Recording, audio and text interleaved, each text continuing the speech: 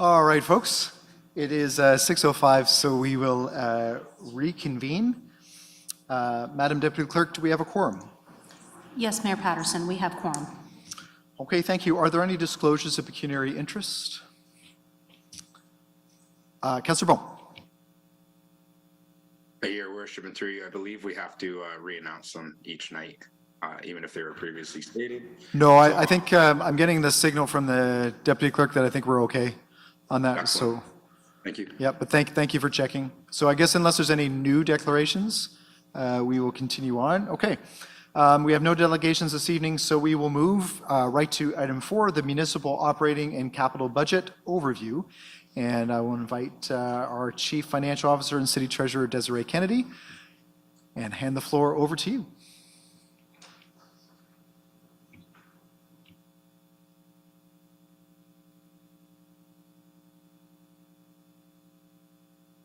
Go in here. We're good now? Testing. All right. Welcome to night 2. I'm glad everybody came back, so that's a good first sign. So before I start my presentation tonight, I just want to take the opportunity to introduce some of the finance team that's sitting over to my left over here. You will have met Lana Folds, our Deputy Treasurer, a couple of weeks ago at the Finance 101. Next to her is Scarlett Isles. She was not here at the Finance 101, but I did mention her because she was actually at home, I think, working on budget that night for us. So she's here tonight sitting right next to Lana and as our Manager of Financial Planning. I believe we have our Manager of Taxation virtually tonight, just in case there's any tax questions that come out that I need him for, so he's available. He's virtual, so he can do tax calculations behind the scenes without you seeing him do that, so that was his choice. And then that wonderful group of people that we have along the back wall are our financial analysts.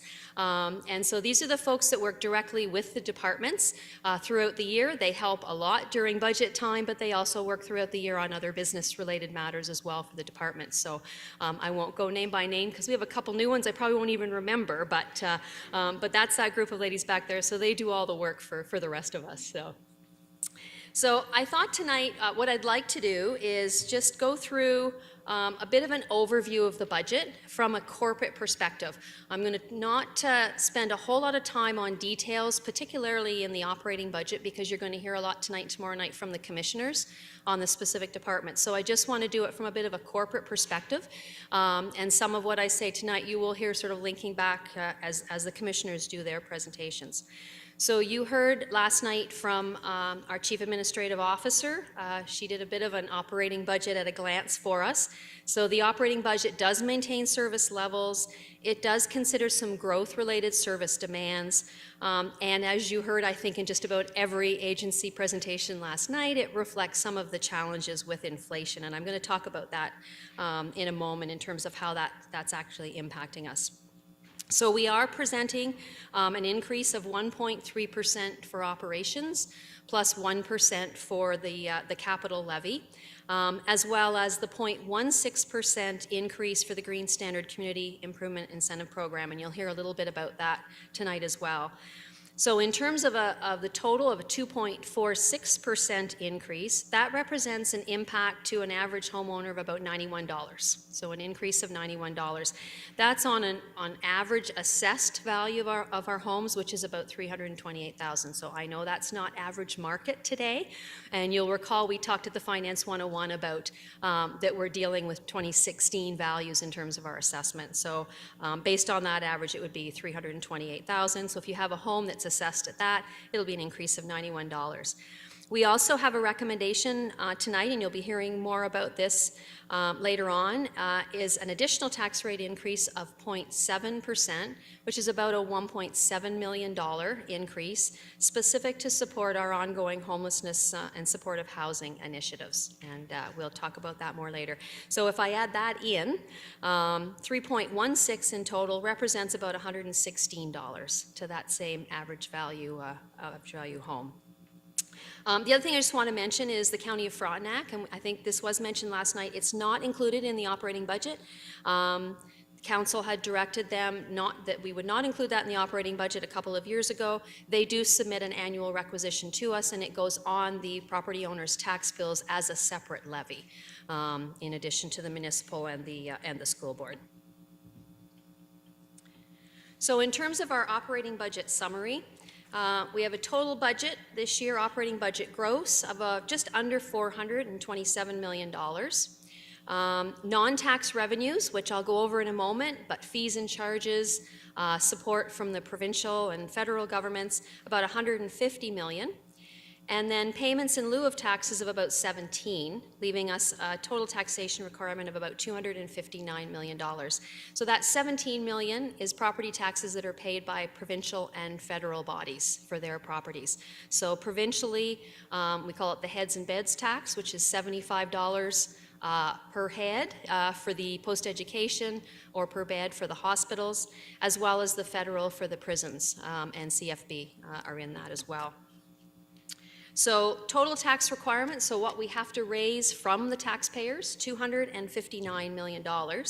And this is how we're proposing doing that.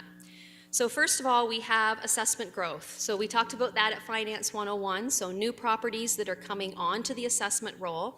About $2.9 million in tax revenue that's bringing us for 2023, 1.1% of growth. If we didn't have that, the 2.3 would be 3.4%. It's that simple. So very important in terms of helping to manage our tax rates. Supplementary taxes, about $3 million that we're budgeting to come in 2023. So these are taxes that are new things coming on the roll during the year. And so we'll be doing supplementary taxes during the year. If they're occupied as of July 1st, then they'll get a 6-month tax bill. Those supplementary taxes turn into tax growth in the next year. And you'll see that in the forecasts where you'll see our supplementary taxes are turning into growth in the following year. So that leaves us a net tax levy that we have to collect of $253 million. And that represents our target increase of 2.3% plus the green standard CIP. So you can see how that 259 is broken down. So I wanted to just spend a minute, because I get asked this quite a bit in terms of what are the some of the comparisons. So staff do monitor what other municipalities are doing. We have various staff networks that we're involved in, and so we keep a pretty close eye on what's happening. And so what I did is I've put this slide together to show, and you'll see the ones where there are names. Those are ones that are actually either approved, and so they've been, if you Google them, it comes up and tells you that it's approved. So it's definitely public information. So you can see anything that has an A at the top and has the names at the bottom. I think the only one that doesn't have that is Ottawa. That is tabled, I believe, at 2.5%, but not yet approved. The other ones are ones that we just have gotten confidentially from other municipalities with discussions that I've had with colleagues. And I showed whether they were single tier, lower tier, or upper tier, because that makes a little bit of a difference too. So if you're looking at a county tax rate that perhaps doesn't have the agencies like police that we do, it's not very comparable. So I did show that in terms of, at the far right side, some of the upper tier ones that have not yet been approved, and some that are higher but are actually still upper tier. So you can see the green line at the top is the average of all of those, is about 4.6%. And then the yellow line down below is Kingston at the 2.46%. This is before the 0.7%. So you can see that we are one of, or almost the lowest across any of the municipalities. We do tend to look at some of the smaller ones. A lot of these come from the Regional Single Tier Treasurers Group that I'm a member of, and we actually do a survey across that group and monitor it about every other month. We take a look at where the numbers are. But we also try to look at some of the smaller municipalities as well, so the Guelphs, the Sudburys, Thunder Bays, some of those that are a little closer or a little more alike to the city of Kingston. And we do have some of those on there. You'll see Sudbury, Thunder Bay, Guelph. The other thing we try to monitor is some of the local ones, so smaller municipalities, but Loyalist and Napanee and Brockville and Belleville, maybe Cornwall and some of those. A number of those are just starting or actually not planning on starting budgets until March. So we don't have a lot of information, unfortunately, on some of the local ones. But certainly, I think, based on what we've seen so far and some of the emails I've seen coming across from the Eastern Ontario Treasurers Group, most of them are a lot higher than 2.46%. So I think we're in pretty good shape as far as that goes. So I just want to talk a little bit about inflation, and I know we talked about it a lot last night, so I won't spend a lot of time on this. We do know that it's been a challenge. We knew it was going to be a challenge for the 2023 budget. I have shown here just what the Ontario CPI has been doing. And certainly we can see that it is starting to come down. So some of, I think, Bank of Canada's strategies around increasing interest rates is having some impact on the CPI.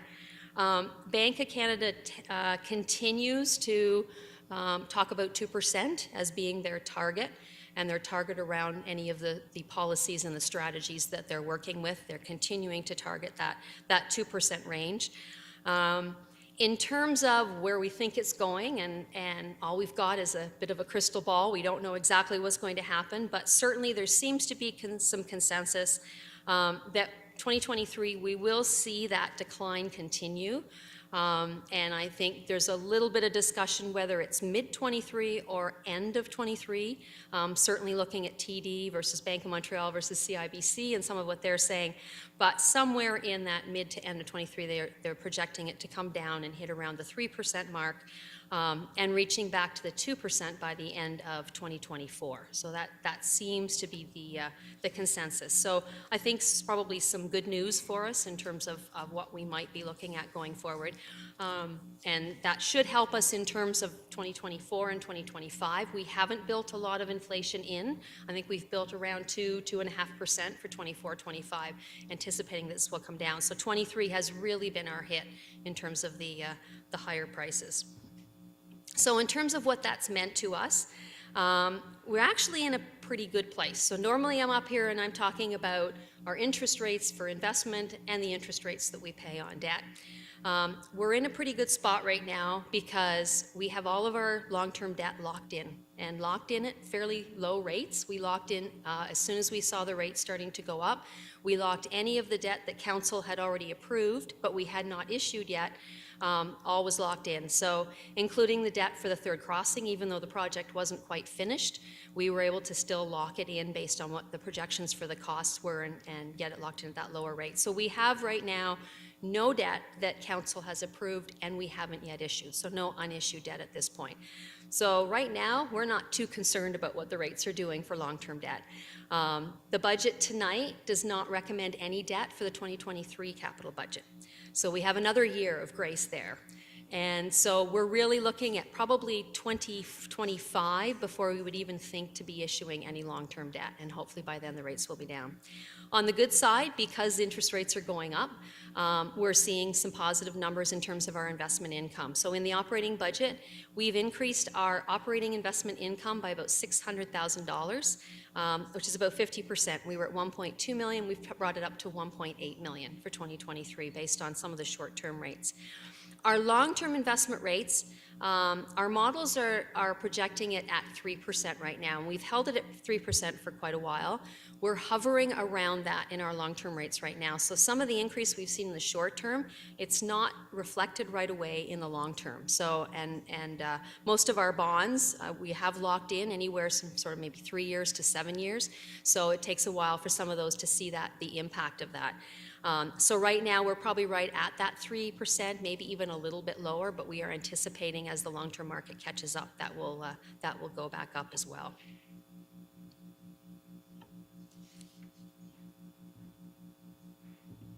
So moving into the operating budget. So I'm not going to spend a lot of time on these slides because, as I said, the commissioners will be covering this off by department. But I just wanted to show you a bit of a corporate perspective for some of these accounts. So the operating budget revenues, so you can see our major revenue is taxation revenue. Following that is our federal, provincial, and some municipal contributions from other municipalities, and then our fees and charges. So those tend to be the top three that we've got within the budget. So in terms of fees and charges, so excuse me, our fees and charges are up about, just looking at here, about $7 million, I think. Yep, $7 or $8 million, about a 14% increase in our fees and charges. So a couple of things that are happening there. Transit. So transit revenues have certainly been a challenge throughout the pandemic, and the budgets were brought down over the last couple years during the pandemic. Transit in 2023, we are projecting that transit revenues will be back to pre-pandemic levels. So up about just over $3 million in our transit revenues. So that's a big part of this increase. We're also seeing the same thing in parking. So again, one that really got hit during the pandemic.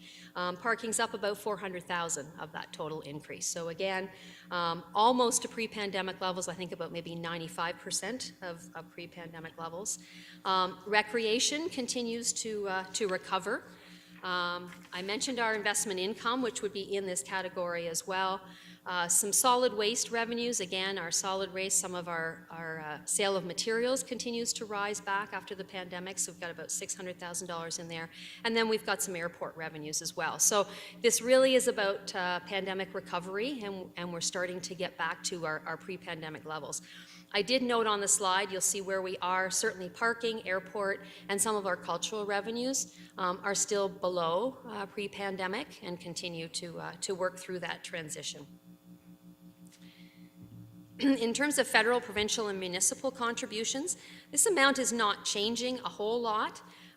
We've got a couple of major things that are going through here. We did have some safe restart funding, some pandemic-related funding from the province specific to transit in our 2022 budget that is not in our 2023 budget. So that was down. We've also have our provincial gas tax. So when we got the safe restart monies in 21 and 22 for transit, we were able to use those and maximize those instead of using our provincial gas tax monies. And so we were able to set those provincial gas tax monies aside and use them as transit's trying to come back online, use them as a support for that.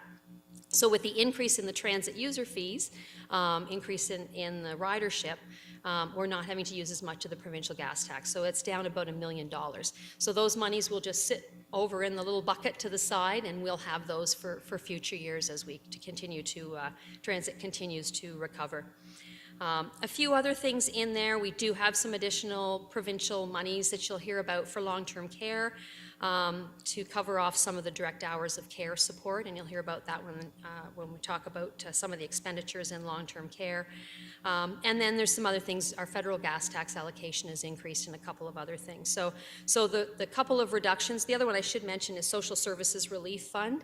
And you heard about this a little bit last night from our CAO. So the Social Services Relief Funding stops at the end of December of 22.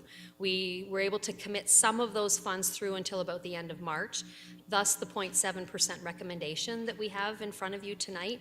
And so this last year we did have a $1.2 million Social Services Relief Fund as well in those numbers. So you can see we've had some ups and some downs within that category. One? Nope. Operating budget expenditures. So salaries, wages, and benefits, not a surprise, that is our highest category. I'm going to talk a little bit about that. Our transfers to reserves and reserve funds, which primarily is our 1% capital levy, 1% increase in our capital levy that goes in that category. Few challenges that we're seeing in our contracted services and our materials and supplies, which I just want to run through because that is our other challenge with inflation in a couple of those categories. So wages and benefits. This does incorporate our collective agreement requirements, includes our overall base compensation with benefit costs around the 2.5% range, but certainly some challenges with our benefits. And you heard that from a couple of the agencies last night because they're on our benefit programs, and so they were talking about some of the increases that we're seeing. We have had a contract, I think we had a fixed fee contract for our LTD for 3 years. That's now coming due, and so we plan for that knowing that they'll hold it for 3 years, but then there's usually a big spike in year number 4, and that's exactly what's happened. So we do have some challenges in our benefits. I think they're up around 6 or 7% for 2023. And the other thing I just want to mention is we do have a percentage of our salaries and wages that goes to capital. So it's actually runs through our operating budget, but then it's charged through to our capital.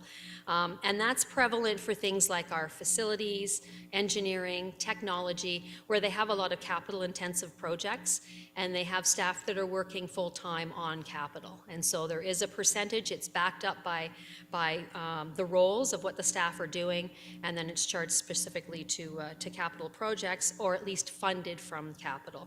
So we have about 8% of our grand total on salaries and benefits that actually you'll see a credit in the operating budget. It's charged through to our capital funds. So other operating budget drivers, so this is where we're really getting hit with some of the inflation impacts. One of the biggest ones that we've had to deal with, again, probably no surprise if anybody fills up their car at the gas tank, is fuel. So that's been one of the biggest challenges that we've had. We knew it was coming. We could certainly see that it was coming. So our fuel has increased by about $2 million. Up to about 7.6 million for 2023. So a huge increase, about 35% increase. We were over budget for 22, so we had a catch up to do, plus with what we're seeing in the prices at the pumps and what we think is going to be happening for 23. So we had a catch up for 22 plus the 23 increase. So a bit of a double whammy there. That also reflects a little bit of a saving grace. It does reflect for 23 the provincial gas tax cuts that the province announced up until the end of December of 2023. So those certainly will impact our cost as well. So that's probably the biggest thing in our materials and supplies. Certainly some challenges around fleet parts and fleet supplies. We're seeing some large increases in some of those. Insurance pressures are across the board for municipalities. Not only are municipalities dealing with high increases in insurance, we are dealing with fewer and fewer insurance companies that want to take us on. So there's only 2 or 3 now in the market that are even interested in insuring municipalities. So it's a huge challenge, and it's certainly a topic of discussion across municipalities. I know it's something that my treasurers group, we talk about quite a bit, about what the future looks like and how do we deal with this challenge around insurance. So those are all things that are in the materials and supplies. The only other thing I wanted to mention there was our utility costs. So you will see our utility costs, if you're looking through the budget binder, are fairly flat across the board. We're pretty proud of this, and kudos to some of our facility folks. You would expect it, utility rates have gone up, but with some of the work that's been done over the last few years around energy efficiency and building retrofits and upgrades, we've actually been able to also see some savings that have completely offset those increases. So it's actually looking fairly flat in terms of utilities for 2023 compared to 2022. And then contracted services. Again, because we lost our social services relief funding, that stopped at the end of the year. Some of that funding was being used for contracted services to provide some support services. So don't have the funding, we also don't have the cost related to that. So that comes out of there. And then we've got some increase in some of our maintenance costs and some of our services costs, contracts that came due while inflation was 7 or 8%. And so we were seeing some increases in some of those contracts as we were renegotiating them through the RFP process. And then finally, in terms of other operating budget drivers, so our grants and transfers to others. So a lot of this is our housing and social services expenditures. We have a 2% increase, just an escalation for our Ontario Works payments, which is covered mostly by the provincial government grants. We have the Green Standard CIP, so that 0.16%, that will relate to giving incentive programs out, and so that will be in this category, about $550,000. And then we've got some other business development grants that will flow through here. And then finally, in our transfers to reserve funds, this is our 1% capital levy. So 1%, plus we usually escalate 2% on the prior year transfer. So we have about a $3.3 million that will be going directly to our capital reserve funds as an incremental increase. We also got some good news not long ago about our federal gas tax allocation is about $300,000 higher than it was last year. So that comes into our operating budget and also goes back out to our capital reserve funds. So that was a little bit of good news for us. So my final slide on operating, I just want to talk a little bit about the multi-year forecasts that you provided. So we do 3-year forecasts, and we're showing for 24, 25, and 26, we've got an increase of 5%, 3.7%, and 3.6%. So the first thing I want to say is that we are not presenting you with a 5% tax rate increase for 2024. So this is an internal document, an internal tool that the departments use to give us a bit of a long-term projection, a long-term vision as to what's coming down the road. So what we know today about 2024 are in these numbers. There's a whole lot of things that are going to happen in the next, I won't say 12 months, because we'll be back here in November, so another, say, 10 months, that will impact these numbers. Not to mention some of the internal things that we're doing around staff allocations and efficiency projects and that we have underway that will also help. So this is really just a first cut at, if we had to do a budget today with all the information we know, this is what it looks like. But the other thing this does for us as staff is it just kind of helps to identify where the challenges are and maybe where the solutions are. So to give you an example, we know we always have growth pressures. We know we have growth pressures in solid waste and roads. As we have growth, we've got more roads to plow, we've got more garbage to pick up. We have maybe more people eventually on the transit buses, and we have to put another route on for that. So we have all those growth demands. When you're looking at a 4-year picture, you can juggle around when those are going to happen. So we may need to increase staff in 3 or 4 departments, and this includes the agencies and the discussions we have with them as well. So rather than having 1 year where you got a whole bunch of demand and the tax rate goes way up, we have 4 years to spread some of those things out. So we can look and say, you know what, this year roads might need this, but next year we can hold off on roads and we can start to look at maybe some of the community services pieces or something like that. So when you've got that 4-year vision, it allows you to work across that 4-year picture, and that obviously moves year by year. So for us, it's a really good tool for staff in terms of just, and we continue to look at throughout the year as changes are coming, what does that do to that bottom line? So I just wanted to mention that. It does give council a bit of an idea of where we're starting right now as we start to talk about 2024, which we'll probably be doing in another couple of months. And so it just gives you where our starting point is, and then we know exactly what it is that we've got to deal with. So that's it for operating. I'm going to move into, to capital. So you do have before you a recommended capital budget of just under $115 million. And that $115 million is being recommended to be funded about $100 million from our municipal reserve fund. So we call it pay as you go. We've already saved that money, and now we're using that money to pay for those expenditures. We have about $14 million in government grants coming in. A little bit of money from our working fund reserve, and then some contributions from others of about $700,000. So proposed capital funding as well of about $115 million. So in terms of what this budget's looking like, we are just asking for a 1-year approval. So for 2023 budget, you have 15-year plans, capital plans in your binder in front of you, so you can see again, we have a 15-year view as to what capital investment might look like going out. One of the things that we will be considering for bringing the 2024 budget to you is a multi-year approval. And what we would like to do, you'll recall last night you approved a 2-year capital budget for Utilities Kingston. What we would like to do in this next round of budget is try to align with the timing for Utilities Kingston. And Commissioner Joyce will be able to talk a little bit more about the advantages of us aligning our capital budgets with Utilities Kingston, and the advantage of having a multi-year capital budget in terms of knowing what's coming, and in terms of being able to go out to market with some larger contracts. So we will be looking at that and considering bringing that in front of council in 2024.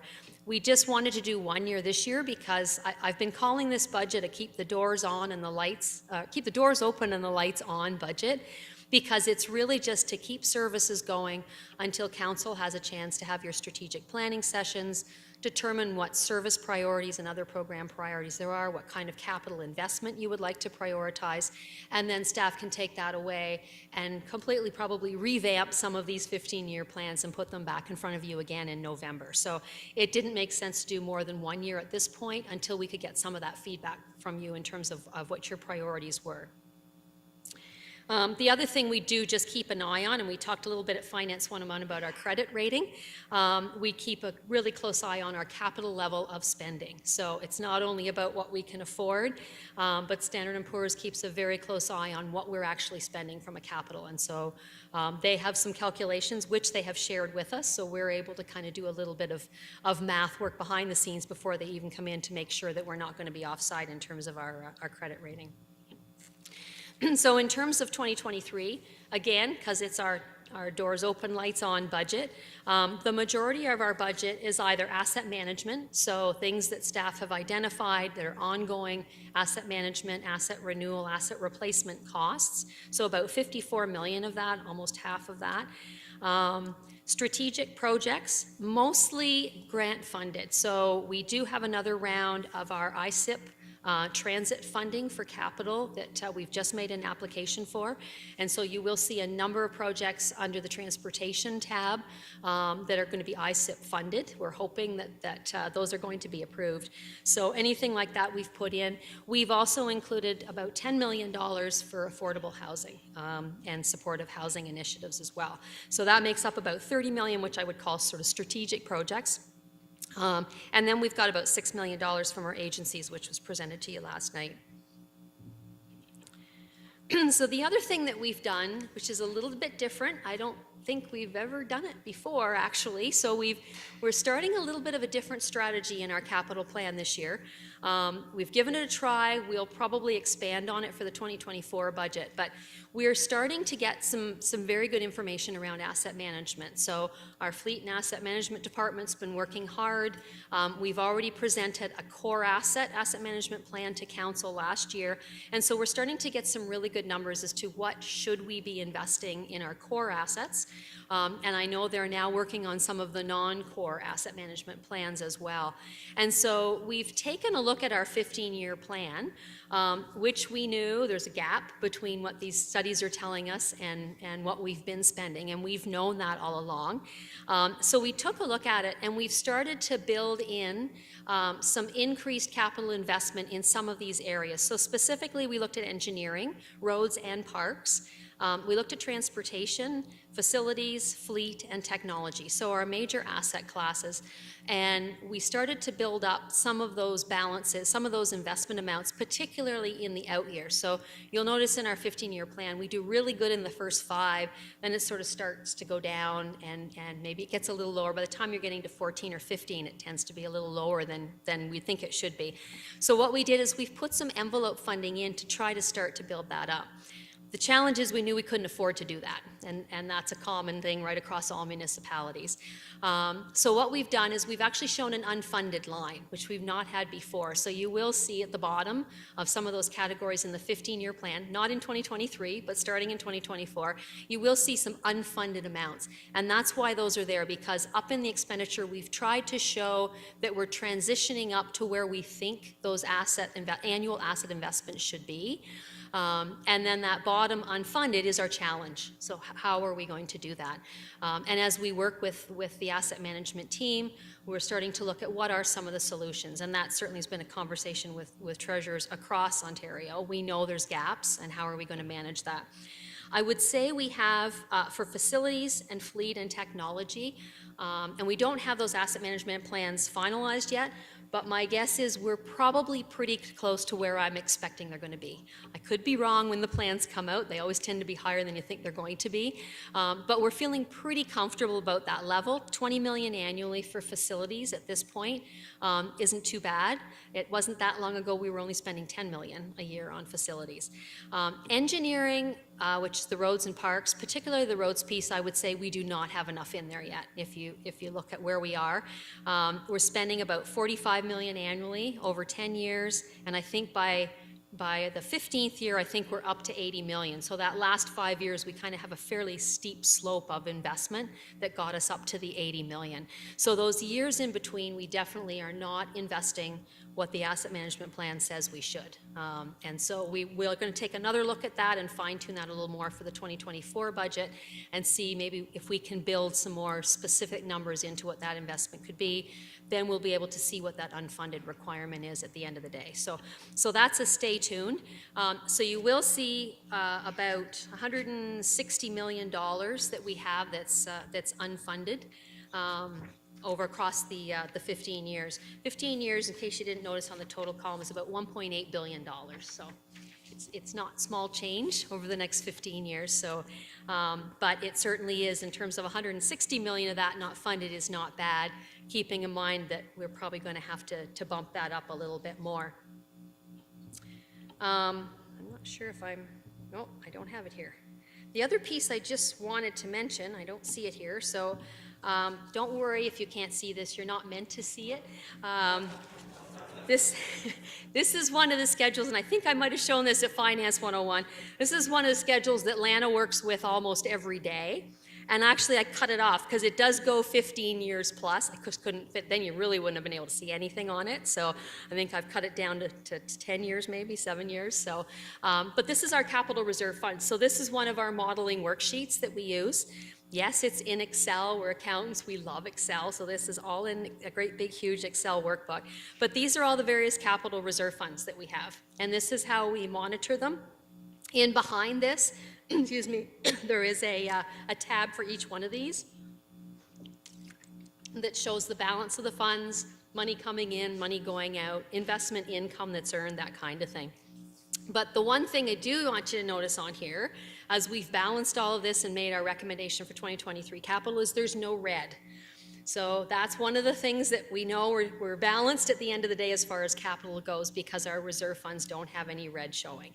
And that's Ms. Fold's job to make sure, as she's trying to balance everything, that she does that. The one thing that we do have in here that I want to make sure council is aware of is we have continued the 1%. So we had been talking, former council, about, boy, wouldn't it be nice if we could stop that 1%, and we did in our models actually stop it, I think in 2025, 2024, 2025, something like that. But that was before we started to build in all the asset management pieces, and we knew that was coming, we knew we had a gap. Now that we're starting to put it in, we've started playing with it a little bit. So in these models right now, we have the 1% in until 2033, and then it goes down after that. So at 1%, and then we've dropped it down to 0.75% for I think the last 3 years, something like that, 3 or 4 years. So that's just kind of for modeling purposes at this point. That will be something that we'll want to look at as we get some of the priorities back from council and we revamp some of these models. What does it need to look at based on some of those priorities that are coming forward? So I just wanted to see how we do that. And if we hadn't had that 1%, that municipal capital one, which is the very first line, you'd have seen a whole bunch of red. So that is certainly helping us in terms of keeping that in the black. The other piece that we keep a really close eye on, and I've talked about already a little bit, is just the debt.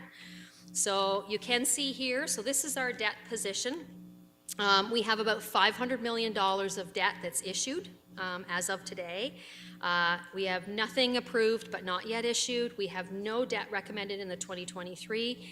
And over the next 2 years, so 22 and 23, we'll be paying off just about $40 million of principal debt. So by the end of 2023, we should be down to about $460 million in debt. Now we do have, if you look in our 15-year plan, we do have some debt planned starting in 2024 at this point, 2024 and 2025. And so I just want to talk about that briefly in terms of some of the debt strategy, and we talked about this as well at the Finance 101. We've been living with a strategy since, I think, 2000 around putting the 1% incremental tax levy in place and utilizing debt to start putting some money back into the assets. So the city made that decision back in 2000 to do that. They made a decision to bring their debt up to around the 500 million, so we're kind of there now, to use debt to help catch up on some of their capital investment, and to use the 1% to start building up those reserve funds so that we could eventually get to a point where we would be basically pay as you go for any of our asset management type costs. And then we would use debt for any of our growth costs or our larger projects where, from a cash flow perspective, we needed to utilize debt. But we would be limiting the use of debt for asset management. It would be pay as you go. We're almost there today. So we're kind of at a bit of a turning point now in terms of what does our new debt strategy look like going forward. We would like to not get above that 500. We are high. We are high in comparison to some of our peers at that 500 million mark, and we've known that. Standard & Poor's is quite well aware of that, and they're also aware that part of our objective is to start to bring that down. So as we were doing some of our funding for the 2023 and then for the 15 years, we were looking at where we needed to utilize debt to keep all those reserve funds in that black color and not going into red based on the plans that we had in front of us. And it's not actually too bad of a story in terms of where we've landed at this point anyway.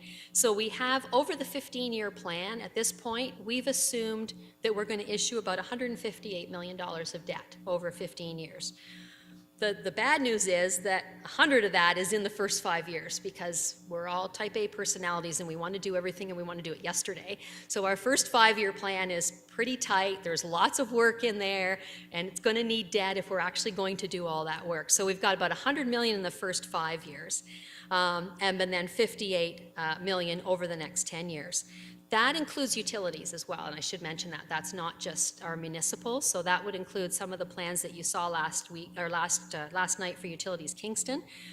They have about 40 million over the first 5 years of that 100, and of the 58, they're about 38 million. So they're around the 40% mark of our total debt, which is where utilities tends to be. So if you look at that and you compare to going forward, we will be paying about $25 million a year in principal.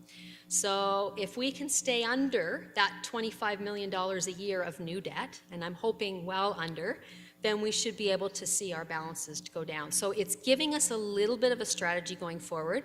I'm calling it draft strategy because, again, I think until we get some priorities set and we revamp these models to see what this next 4 to 5 years is going to look like, there may be some adjustments that we need to make to that. But I think basically we are in a position where we should be able to start to bring those debt levels down.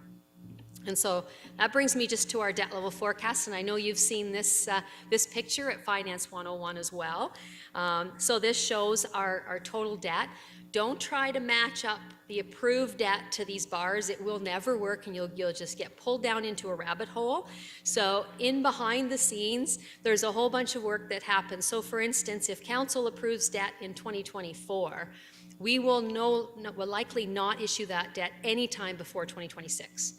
So by the time we get the project done and it's finished, we'll use temporary financing, but when we actually permanentize and issue that debenture, it's usually about 2 years out. So that's all built into this.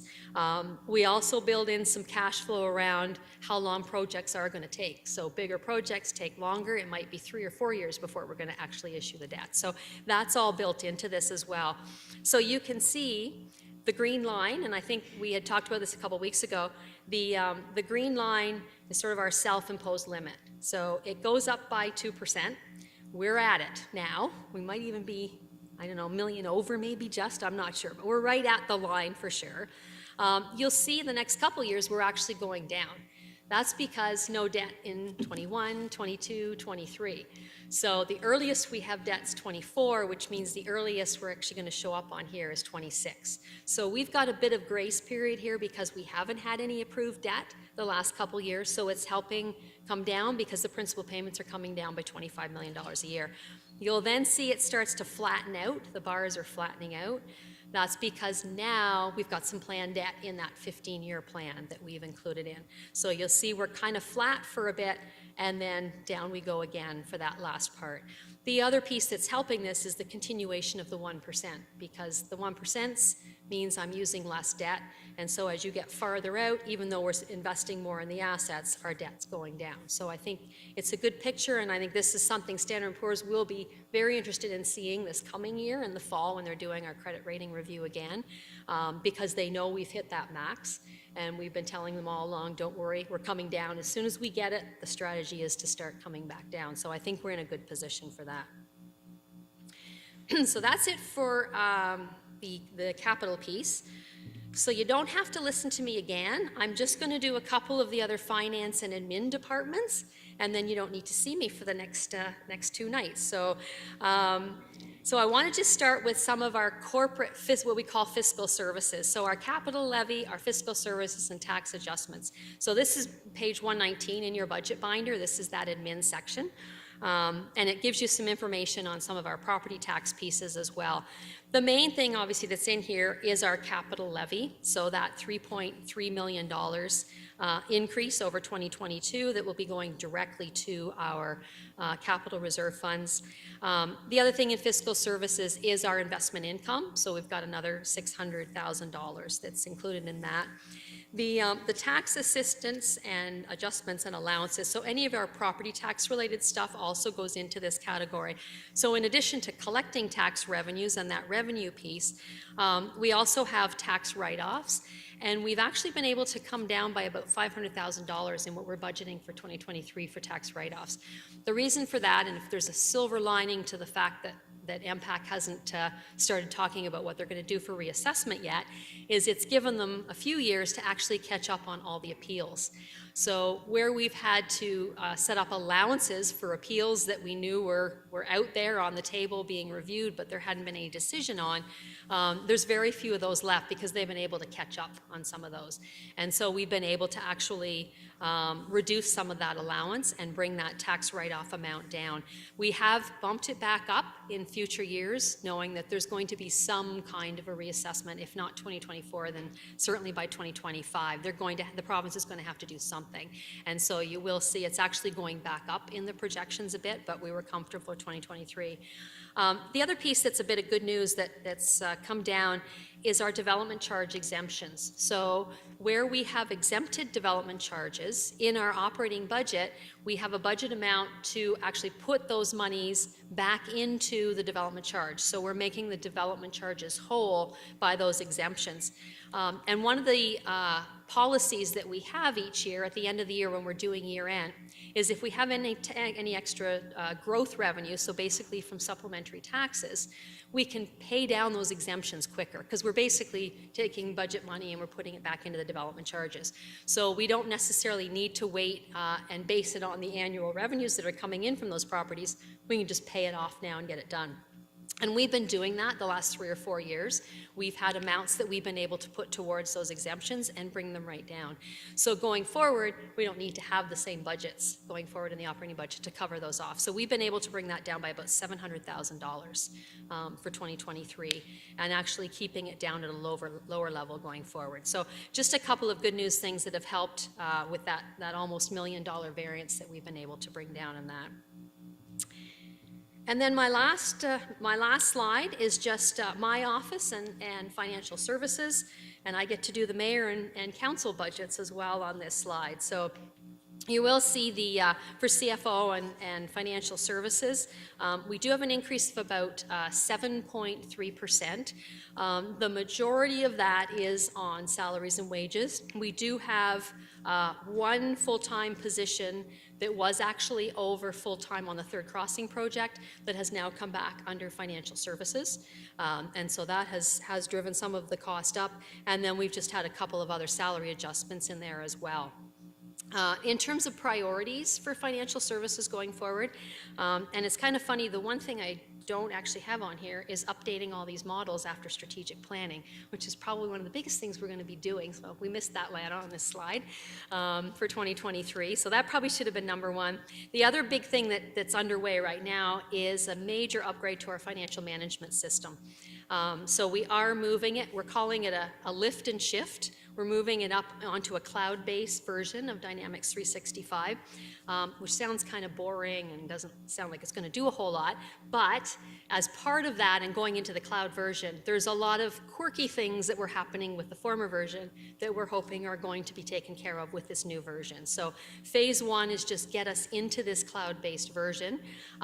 Phase two, which will probably be in 2024, is to then really see what else can we do investing in this system to really make it work for us. So there's still a lot of areas where we feel the system could work better for us and work more efficiently for us, and so that will be kind of a phase two on that. if we're not busy enough with that, we've also determined that we really do need to start looking at updating our point of sale system, so our customer payment system. And that's both our in-person one, if you walk down into the cashiers at City Hall, as well as our online web payment system as well. And so we're just actually finishing up a review that's going to do a bit of a gap analysis as to where we are, what our needs are for that, and then from there move forward into what kind of system is it that we really need going forward that's going to serve us for the next number of years. We will continue to work on budget engagement. There is a section in the budget report on our 2023 budget engagement process. This is definitely a work in process. We've done it for 3 years now. It was a little depressing, I'll be honest, for the 2023 process. Sometimes it's hard to get people interested in being engaged in something like budget. And so we've talked to a lot of our colleagues. We've tried some best practice stuff. We've junked a few things. We've added some new things on. We've got some ideas for the next round of budget engagement, and we will be bringing an information report to council to give you an idea of what we're thinking for the 2024 budget. So that certainly will be a big piece of the work plans for financial services. We will be looking at some of our financial policies updates. We usually have some of those each year. And then we will be looking at the development charges background study work. So our development charges do expire in September of 2024. But with the Bill 23 changes, some of that is going to impact maybe what we're going to do in the next year and a half around that. So we will be starting right after budget to take a look at some of that work and see what's going on with that. And then I'll just end with the mayor and council. So 11.2%. We got a problem with that one, Mr. Mayor. We may have to look at that budget. So a couple of things in there. We do have one new staff person. We have a support person for council. So I think that's a great thing and certainly getting put to good use. So that is in there. And we've also bumped back up the travel and education piece. So each council member has, I think, $1,350, something like that per council member for attending conferences and that sort of thing. We had put that down certainly with the election coming up and with the pandemic. There wasn't a lot of that happening. We took it down. We've now for 2023 brought it back up, not quite to pre-pandemic levels, and we'll probably look at doing that for 2024, but we brought it back up about halfway for 2023, so that's also in those numbers. And I'm going to stop there. Wonderful, thank you. So we'll take questions on either the budget overview or, of course, on the specifics that were shared by Ms. Kennedy. Councillor McLaren. Thank you. I'm really hoping I misunderstood you, because if not, I'm in a full-blown panic attack right now. You mentioned that the original models had that 1% for capital coming to an end in 2025, and now I hear 2033, and 1% compounded 10 years is about 50% increase in taxes. Am I getting the math about right? So over 10 years would be about 10% going up. I'm not sure if it would be quite up to 50. I can't do that in my head. But So- yes, we are looking at this point, we have put it in right out to 2033. Is that the right number? Yeah. Yeah, that's my worry here. So in the first year, it'd be 1%. The second year, you'd have the 1% from the first year plus the 1% from the second year. So that's 3%. By the third year, you're at 6%. By the fourth year, you add 10%. By the fifth year, 15%. By the 10th year, it should be about a little over 50%. Is this okay? That seems a little bit high. So it doesn't accumulate, Councillor. So it's just 1%. So it accumulates in the capital funds, but it doesn't accumulate in terms of an increase. So it's 2.3% increase this year. Say it's another 2.3% tax increase next year. It's another 1%. It doesn't accumulate on the tax rate piece. But somehow it does, because you're being taxed on a higher amount. So 1% of 1%, yes, that'll give you, yeah, for sure, it would do that. But that would be very small. Okay, so I also recall a few years ago we did a life cycle cost benefit analysis of all our assets, and it was only at 7% that we were short. So it sounds like we're getting worse. So in your terms, we're going to keep this 1% for 10 years. A few years ago it was 7%, so that would be 7 years. it should be probably down to 5 now, but what happened? Where did this extra 5% increase come from? So I'm not sure where the 7 came from, but I can tell you just in terms of dollars. So we have, and I'm just going by memory here, so our engineering budget, we'll pick on the engineering folks for a bit. So we were aiming to be around, and I'm looking at Land Help, $40 million over that 15-year plan. We were trying to get up 40. The core asset management plan probably was somewhere around 75, something like that for engineering. Huge gap that we didn't anticipate. We didn't think, 40 in my head, I figured was probably 50. I didn't expect it to be 75. So that was a big one for sure that we saw. Facilities, we were always dealing with about $15 million. We don't have that plan yet, but my guess is it's going to be 20 and maybe 20 plus. So some of what's coming out of the asset management work is definitely showing that we weren't putting the right amount into the investment. The other way to look at it, and I'm just trying to think, Lana might need to help me here in terms of what the 1% is. I think it's putting about $40 million in right now. So that 1%, if you look at what's getting transferred from operating to capital in 23, is about $40 million. If we continue, we need to get it up to around, I'm thinking it's probably around 75, 80 million is where we'd like to get. Because I'm not talking new assets and growth assets. I'm just talking replacement, renewal, rehabilitation of existing assets. So if you think about us, and right now we spend maybe 75 to 85 million a year. So, and probably should be spending more than that once we see some of these asset management numbers coming. So if we can get our 1% to be putting that annual amount in, so say saving 75 million, then we know we can do pay-as-you-go for any of our asset management related work. So just coming at it from the dollar standpoint, but I think to your point, it's that increase of what's coming in from the asset management plans. That's the piece that we knew it was something higher than what we were thinking, but it's coming in significantly higher. And that's happening across the board. That's not just Kingston. That's happening in every municipality. We all knew we had infrastructure gaps. We didn't think they were quite as big as they're coming in. Now, the other piece I should mention, and I expect Commissioner Joyce will probably be talking about this a little bit, is one of the pieces of asset management work that we've been doing is we have to come back to council, I think in 2024, we're coming, okay, 25, we're coming back to council to talk about service levels. So one of the things that council needs to have some discussion around is the condition of our assets and the service level that we want for those assets. And so that could drive things too. So the numbers that are coming back right now, when I say 65 or 75, that's to keep stuff at the level it's at now, the service level it's at now, and the conditions it's at now. If council says, no, that's not a good enough condition, we want it higher, that's going to increase that investment as well. So that's a piece that's missing right now. And so we're trying to build a little bit of that in, just making some assumptions, but again, we just don't have that information yet to do that. Sorry, just to clarify, earlier in that answer, you said we're collecting about 40 million right now from the 1%, and you'd like to see it closer to 80 million, double? And how long did it take us to get to 40 million?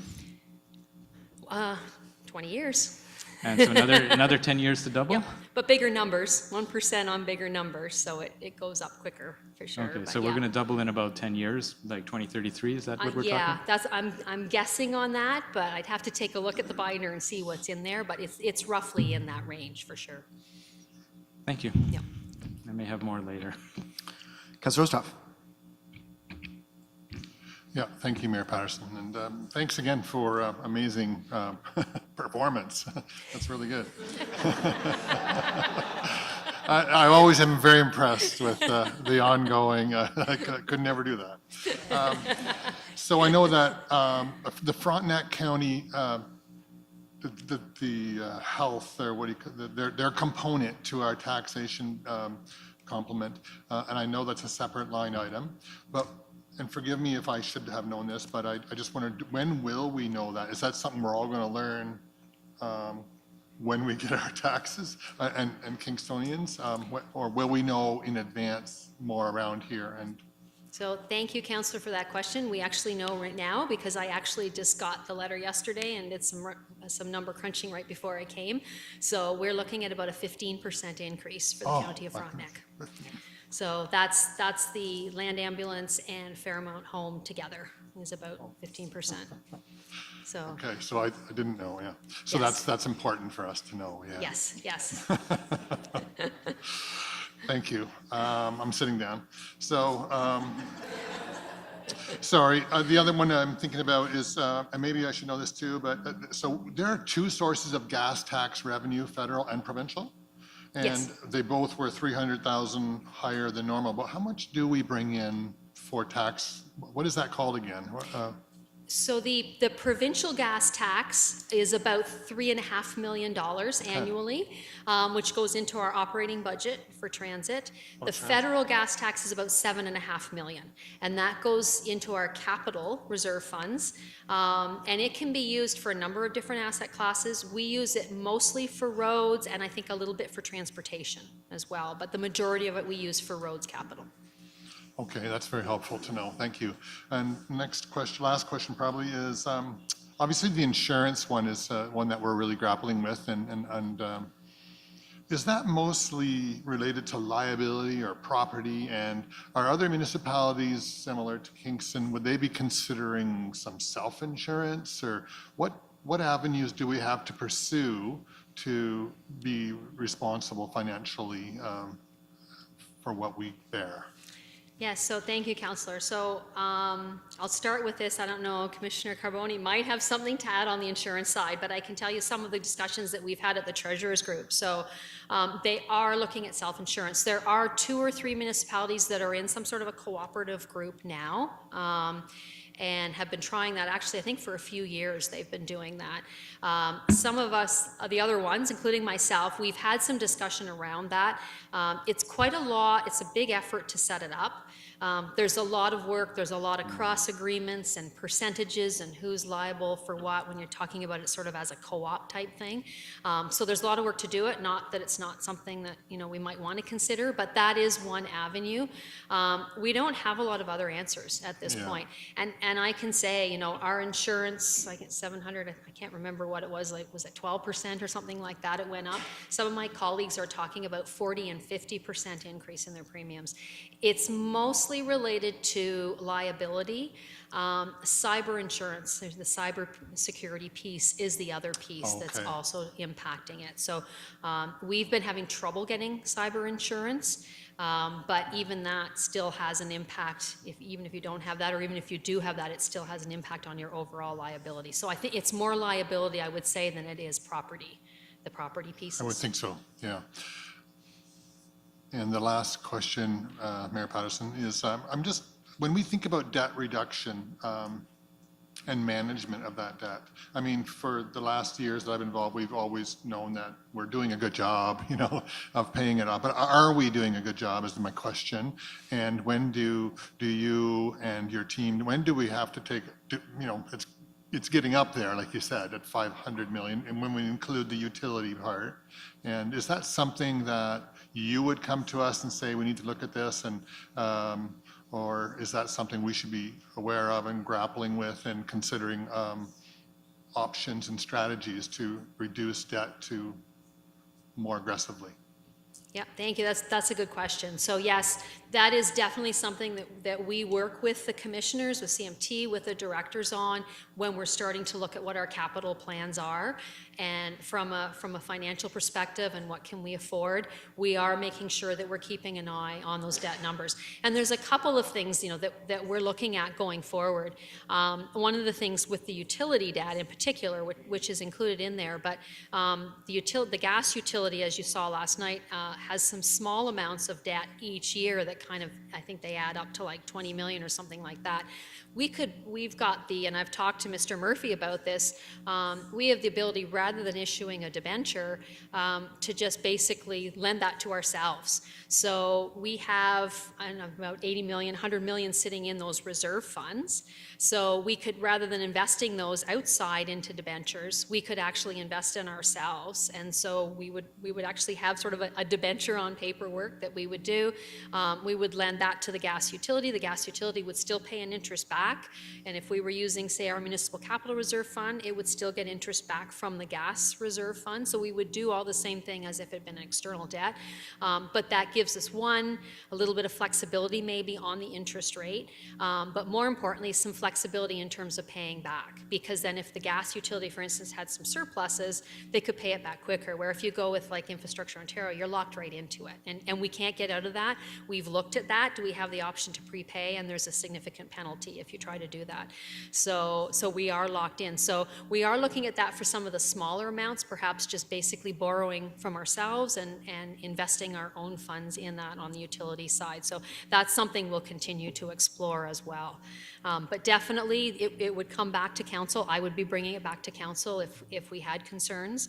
But generally we're catching it even before that because we're actually reviewing our capital expenditure side and trying to get that right size so that we don't get into a problem on the debt side. Thank you. Councillor Glenn. Through you, Mr. Mayor. First, thank you to the entire finance team. This was extraordinarily well done. Lots of good reading. I definitely was very occupied for the last couple of weeks. So my questions relate to payments in lieu. So first, with regards to the payments regarding post-secondary students and hospital bed funding. So I understand the post-secondary student portion.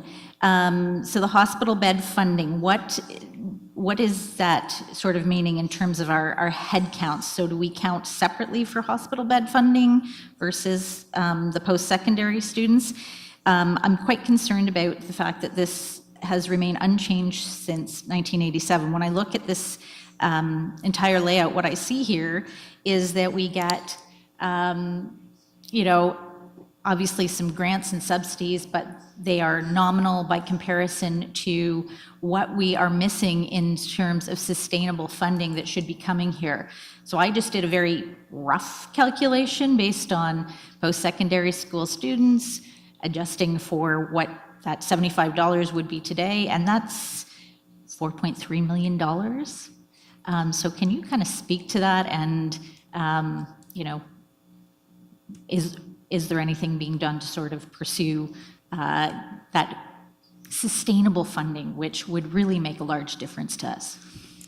Yes, so thank you, Councillor. So yes, so just to follow up there in terms of, so the $75, so it is per student for the post-secondary, and the province provides those numbers to us. And then for the hospitals, it's $75 per bed. And so one of the things that we've seen, particularly with Queens, because Queens has bought up a lot of property in the last few years, and where they've brought taxable property, we don't get, if it's still the same number of students, we don't get any more tax, even though they've added more properties into their inventory. So it is a little bit of a different tax methodology that way. There was some lobbying efforts done a while back. Mr. Mayor, I think you were part of it or on council, and I think our previous mayor was spearheading some of that. There was some significant lobbying efforts back doing exactly what you're doing, Councillor, just saying, even if you just give us an escalation and inflation amount at 2% a year, it would be this. And it didn't go anywhere. We got nowhere with the governments at all. And that's the heads in bed side. The federal side is a little different. So they actually pay the same tax rate that our taxpayers do. But the federal government does not abide by the provincial laws. So they don't abide by the Assessment Act that MPAC uses. So they can set their own assessment, which is quite often different from the way that MPAC would assess a property. And so we've had actually the last few years a number of meetings with both MPAC, the province, and the feds on some of this payment in lieu, in particular the federal piece of it, just to try to determine what the differences were. And we came to sort of some resolution on that. But you may recall, I think it was 2 years ago, when the government reduced the small business or the business education rate significantly. And as part of our payments in lieu from the federal government, we get to keep the education rate. So we charge them that education rate on whether it's residential or commercial, but certainly for this, in this instance, for their commercial piece. So the education rate for commercial went down. The payment in lieu went down, and we lost about $1.2, $1.3 million in payment in lieu revenue right off the bat. So we have been lobbying. There's about 6 municipalities, and the mayor has been involved as well in terms of lobbying both the feds and the province. We're a little bit in the middle because the feds is saying our legislation says we would pay the same as a taxpayer would, which is the lower education rate.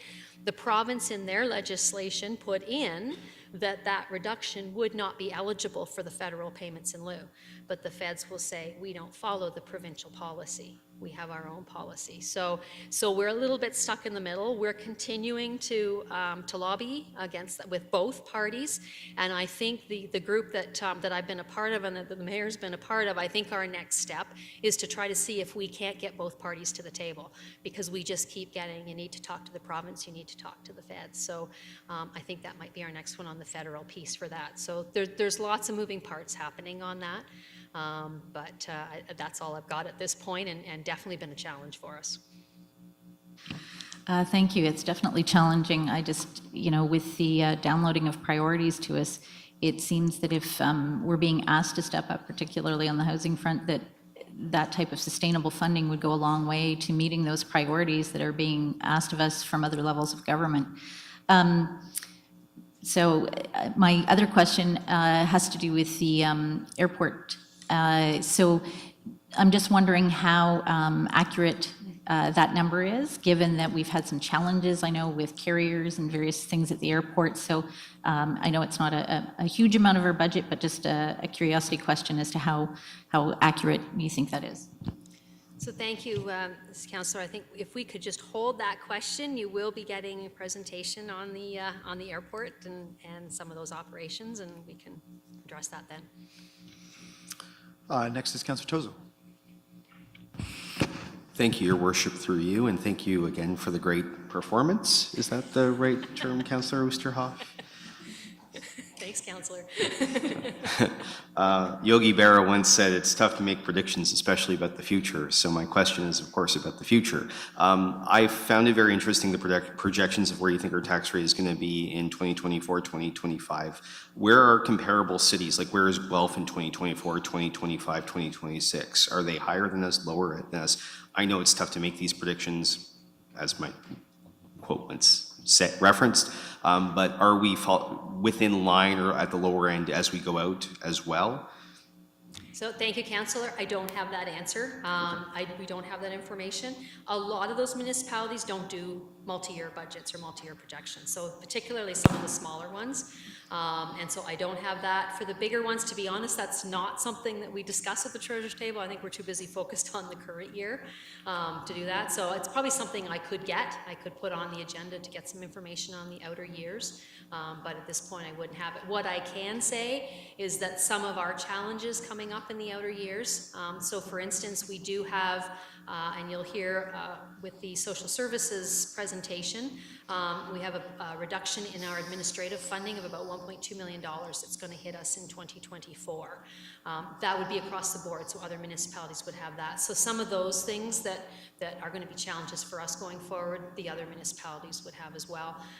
The support, the homelessness support, again, huge challenge for all the municipalities, so we're hearing that right across the board as well, but the numbers I don't have. Okay.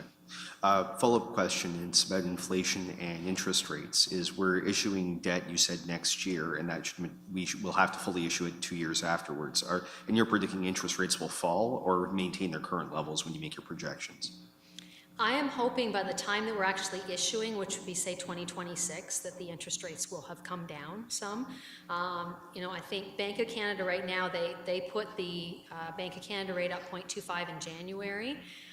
They're saying they're not going to do it again. They're going to look again at the spring, but they're saying that we're starting to see the impact of that with inflation starting to come down. And as long as that continues, they won't put the rate up.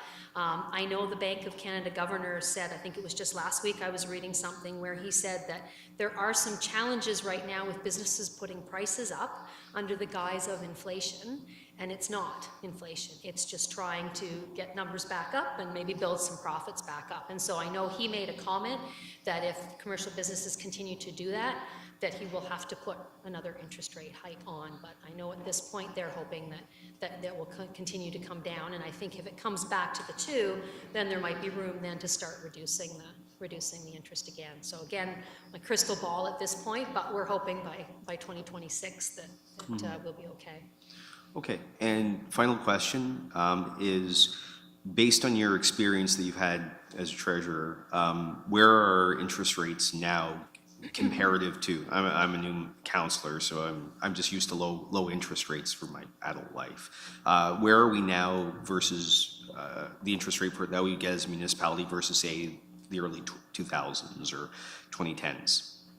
Now you're stretching my memory. So I think we've been up and down a couple of times. And it's interesting because I just had this conversation with another treasurer not too long ago because I was complaining about the increase, more for my personal mortgage than anything. And he had made a comment and he said, like 5%, 6% was pretty standard. Like I'm guessing, I can't remember, maybe 10 years ago, something like that, like maybe a little longer than that, but it was pretty standard. Certainly interest rates went way down, which is when we took advantage of issuing some of the debt. But I think sort of, I can sort of recall 5% kind of being, that's pretty good. I got a 5% mortgage kind of thing. So, I'm hoping it will come down. Whether it'll go down any further, I don't think it's going to go down to where we were getting our long-term, we were getting 25-year money at 3%. I'm not sure we're going to see that again for a while. But, if we can get some of our long-term funds at 4 or 4.5, I think we'd still be doing pretty good. Okay, thank you. Councillor Amos. Thank you, Mayor Patterson, and through you. Thank you again for the presentation. It's this is a lot of work, so your whole team has done just a fantastic job, so well done. You had mentioned that in the next 15 years, we're going to be incurring $158 million in debt, and we're hovering at the 500,000 or 500 million right now. We're going to be paying some down. You said in 10 years, we're going to be incurring 100 of the 158. Where will that put us back in 10 years to the debt level? So, so we'll still be down overall because we're paying 25 million a year off. That was my follow-up. So we are paying Yes. 25 each Yes. year. Yeah. So if this is a big if for any city, but if a city has surplus, I know where I work, which is not a city, but where I work, when my organization has surplus, I bring it back to my board and they decide where it goes. Is that true for this type of setting? Yes, thank you, Councillor. It is. So we will be doing a year-end report, a fourth quarter 2022 report that will come back to Council. It will report a surplus because we do have a surplus coming for 2022, and it will make some recommendations to Council as to what to do with that money. So there is a policy that operating surplus would go back into our working fund reserve. It's kind of our only source of revenue for going into the working fund reserve. But the other piece we will look at is what's created some of that surplus, particularly if it's anything capital related. So to give you an example, if we have salaries that would have been charged to capital, but those positions weren't filled for the whole year and maybe some of that capital work didn't get done, then we might leave that it would come out as an operating surplus, but we may recommend to Council that go into the capital reserve fund. And we also do that like with the agencies too. So we talked last night about Kingston Access Bus having a surplus. So one of the first things that we will look at is their capital reserve fund, and is it actually able to fund expenditures for the next 15 years? And if not, we would take that operating surplus and we'd recommend to Council that we put that into their capital reserve fund. So we'll bring that all back to you as a package with some recommendations to Council as to what we should be doing with those monies. And our current debt servicing cost, I believe you said was around 17 million a year. Is that correct? No, it's for 2022, help me out, Len, it's about 20 million principal, so about another 20 million of interest, so around 40 million. We did an issue in 2022, so that's why it's only 20 million this year, but 25 million next year, because we only paid half a year payment. So our total in 22 is about $40 million of debt servicing, counting the interest. Okay. So in theory, if council choose, we could assist in bringing that debt down a little bit quicker with some surpluses based on recommendations your department brings forward. Yes, just to clarify, we wouldn't be able to use it to bring the debt down, the existing debt down, because that's locked in. So I can't go and make payments, extra payments against that. But what we can do is we can build up a capital reserve fund and then not issue debt in the future, just pay as you go. So we would do it that way instead. The light bulb just came on. Thank you. Follow-up question. You mentioned your department is changing over to not a new software, but a cloud-based software. I'm assuming that's a payroll software. No. It's not. Incorrect. Okay. No, our payroll is on a separate system. Payroll is on our PeopleSoft HRMS system. Okay. It talks to our system, but payroll is not on the FMS system. I just had really bad thoughts of federal payroll systems, so Yeah. Yes, Thank you. hopefully we won't be going there. thank you. Appreciate that. Councillor Shaves. Thank you, and thank you, I'll say again, for your performance, and to your team for bringing this budget forward. And I'm going to save time and to say thank you to all the commissioners and deputy department heads at this point in time, because I'm sure that it was not easy bringing this budget forward through any department. My question, which I have, goes back to the County of Frontenac. I recall seeing somewhere in the report, and I can't say what page in it, in the 251 pages, there was a budget line in regards to $3 million to the paramedic station. Is that included over and above the 15%? Thank you, Councillor. That is above the 15%. So I had some discussions with the county treasurer on that. So there's $3.5 million in our capital budget. I think it's $3 million for the building and $500,000 or something like that for a vehicle. So this is the new station that's out where Fairmount Home is on Montreal Street. And so he had initially included in the requisition. We had some conversations about that because I was really concerned about if we start to include capital in with the operating, we're going to see big increases come back down, back up, and so we'd see a lot of fluctuation.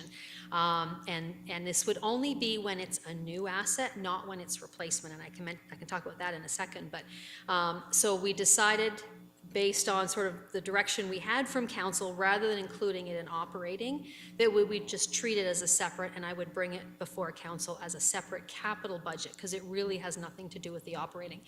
It only happens when they're doing something brand new. The strategy that county uses, which is very similar to what we do for land ambulance, is they also have capital reserve funds, and within the operating budget, so within that 15%, there would be a transfer to those capital, just like we have a capital levy.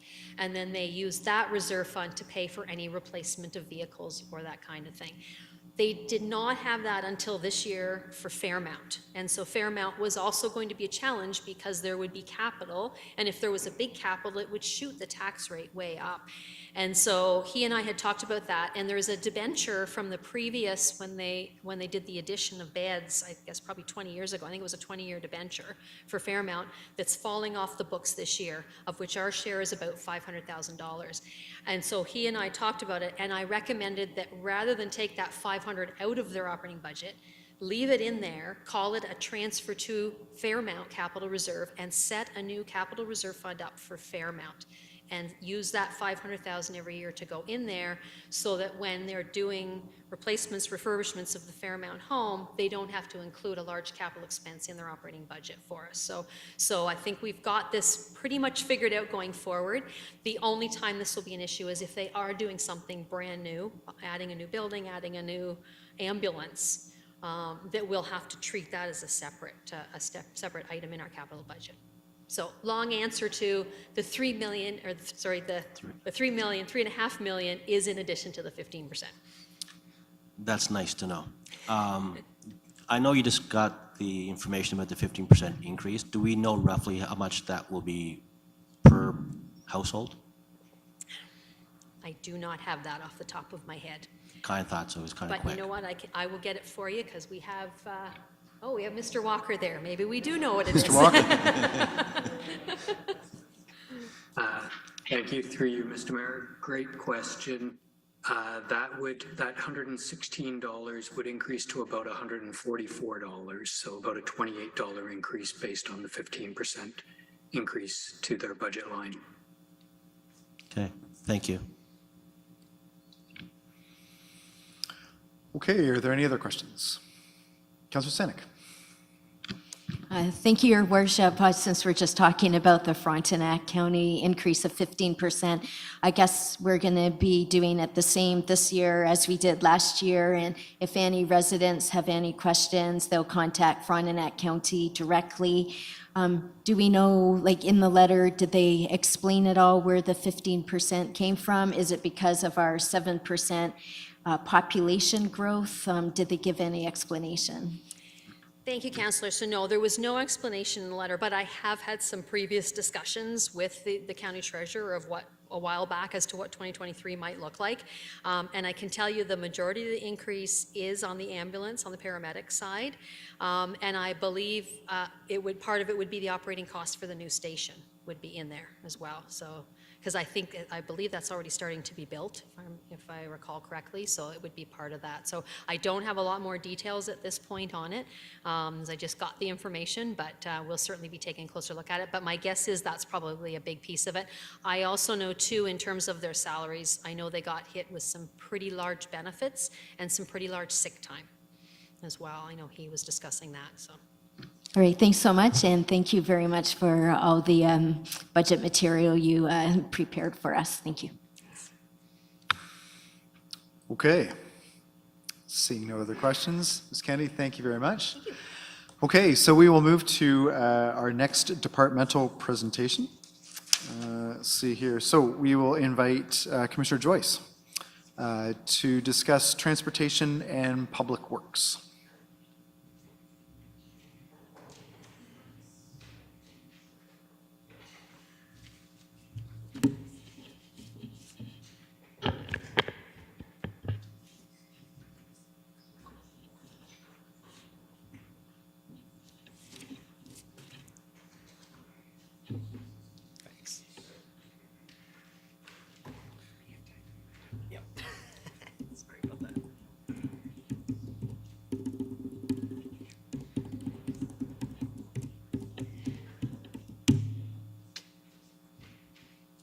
This reminds me of a few years ago with my very first budget presentation when I got up here and we thought we had it all worked out and put the slides up, and all of council could see my notes, but I couldn't.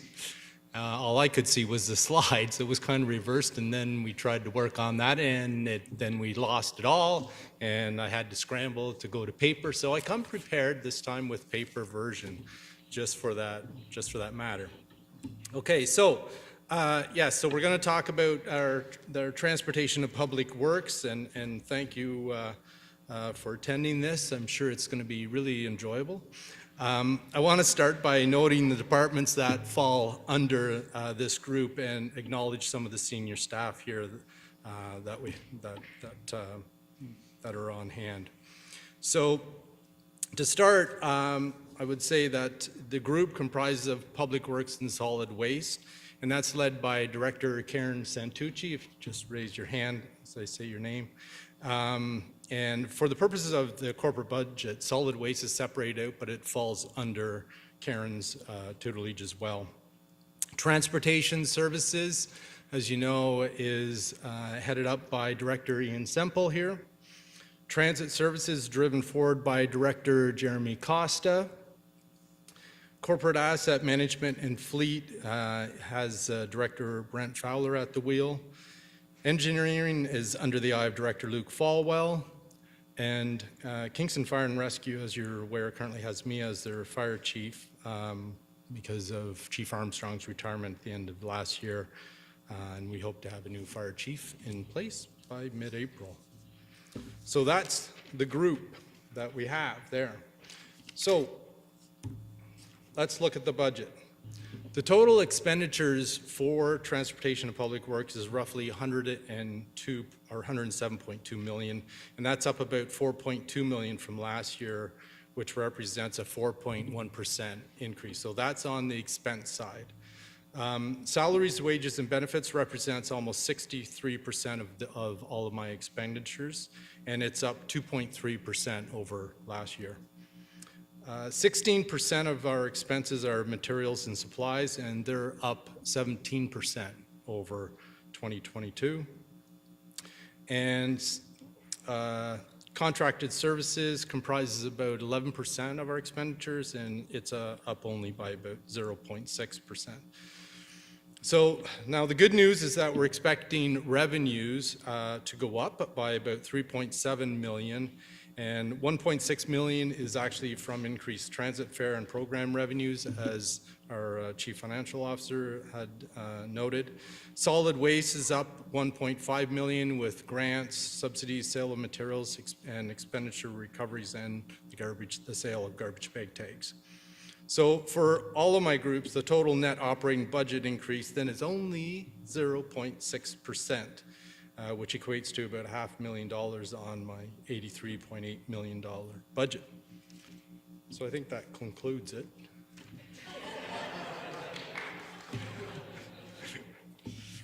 Okay. Thought we could get away with that? No, maybe not. Okay, so let's look at the capital budget. So overall, our capital budget is this. So we've got 65 million roughly, with transportation services at 30.3, engineering at almost 21, public works at 2.2, transit at less than or just over 400, solid waste at 200, and fire and rescue at 2.3, and our corporate asset management and fleet at roughly $9 million. So looking at the highlights specifically, so if we look at what we're doing on the public works side of things, so you can see that we are trying to make some progress here. So we are actually going to be clearing the snow and ice faster. We've already started that this season, and we're clearing sidewalks, we're clearing the bus stops, we're clearing the bicycling lanes a little bit faster than what's been done in the past. So we are gaining some efficiencies there. The other plan is to expand our greenhouse. So we do, of course, plant a lot of plants that we use to beautify the city. So the intention is to expand that so we're not actually having to purchase quite so much. So we can do that by increasing our capacity that we have on our greenhouse. We're going to be addressing tree equity. This is an area that we started to recognize last year after we did the tree canopy report. And so it's really, there's parts of the city that are at more of an economically disadvantaged areas that have very low tree canopy. So we're going to try to address that this year with some community-based partnerships. We're also going to be doing more trees and bush plantings in some of the difficult areas. So areas that the city really hasn't tackled in the past, we're going to try to tackle some of those. So that's some of the hardscaped areas that we've got. Is there a way that we can actually increase the greenery in that space? We're planning on implementing a new sports field and turf care program, and try to do a better job there. Improve pothole maintenance, not that that's probably much of an issue for you, but we've heard, so we will try to address that and improve that. The other thing that we're looking at is increasing our internal paving capacity so that we can extend the dollars a little bit more and actually try to get more done with the dollars, more paving done with those same dollars. And we are looking at the garbage and recycling bins throughout the city. I've talked a little bit about this in the past, but we're looking at the distribution of those and where should we have them, where shouldn't we have them, to try to improve that. And then we are also going to be establishing a new sidewalk maintenance plan. Now, when we look at the actual financials there, what are we looking at? So The expenses are increasing by almost $1 million or 3.7%. Now, 2/3 of that increase is actually due to fleet costs such as fuel, oil, and parts. Collectively they're up 12%. We also have insurance that's up 13%, so that's about a $110,000 hit. One of the things that we've done to try to reduce our net operating is by looking at the staff allocation. So we looked more intently at what the staff are doing. The CFO talked about this a little bit, and we realized that more of the staff time can be allocated to capital projects because that's what they're actually working on. So that can reduce our operating costs, of course, as it gets transferred to capital. So we are doing that. There is an increased contribution from the tree replacement fund, so it's up about $234,000. So I'm drawing about just over $300,000 from that on this side. And contracted services is down by $46,000, so we reduced that slightly.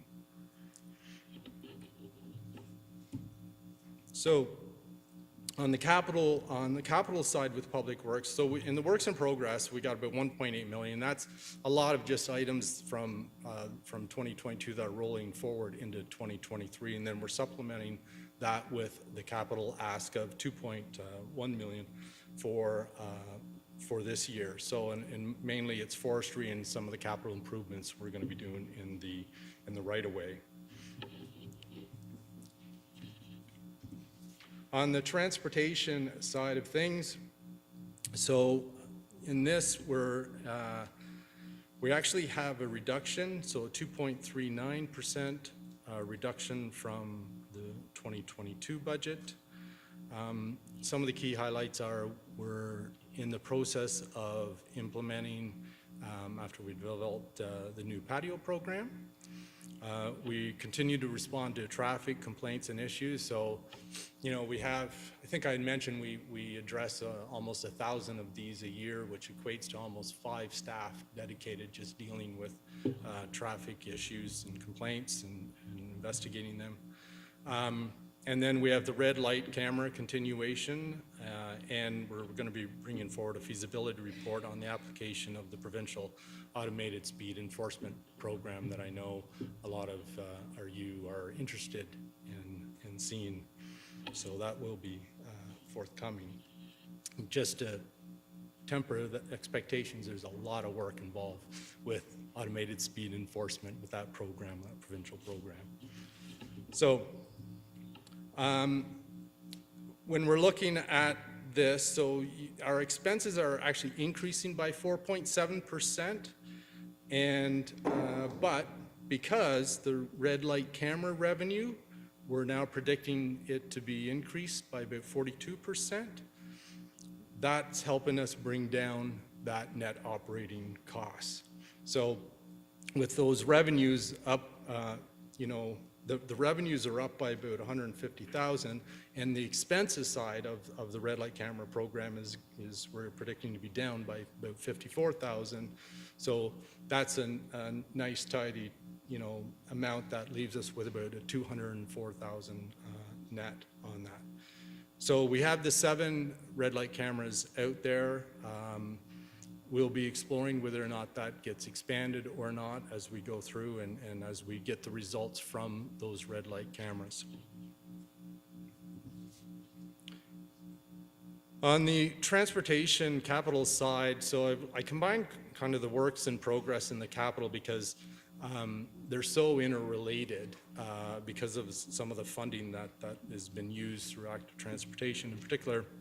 But I just listed some of the key things. So we've got a bunch of active transportation projects. So the Bay Ridge Drive is the big one. It's 5 kilometers from Cataraqui Woods all the way down to Henderson Boulevard. That's going to be a beautiful, beautiful project. We've got Front Road. We've got 13 PED crossings that we've talked to you about. We're still coming up with now the design for the centralized traffic signal control with the transit priority. We've got some transportation studies that we want to complete, the Williamsville corridor, the North Kingstown study. We've got environmental assessment. So with this one, we're going to restart the Highway 15 one to try to get it done because it's been sitting on the books for a long time. It's time to restart that, get it done. And we have the K&P Trail and John Counter Boulevard one and the Ontario and Market Street that we've talked about as well. There's a bunch of new sidewalks. We have those community safety zones at all the school areas by the fall that we've talked about. Traffic calming, and I know that's not much of an issue, but certainly traffic calming we have for your local street areas that you're going to nominate. And then we have the neighborhood speed limit reduction program, and we have some intersections, and the big one is that $15.5 million one at Gardner's and Centennial. On to transit. So no fare increase, as we had talked about at the previous council meeting. The last increase was back in January 2020. And just want to note that the affordable pass discount that we discussed that council adopted last meeting is not taken into consideration here, but that wasn't going to have tax increase anyways. And we're going to focus to continue to rebuild from the pandemic on recruitment of our bus operators, which is a challenge across the country. On the capital side for transit, on the expense side, we're up 6.3%, and that's again driven primarily by the increased fleet costs, so diesel, lubricants, materials, and parts. And then net operating is at 2%, and that's due to that increased ridership, the fare revenue that we talked about, and provincial subsidies.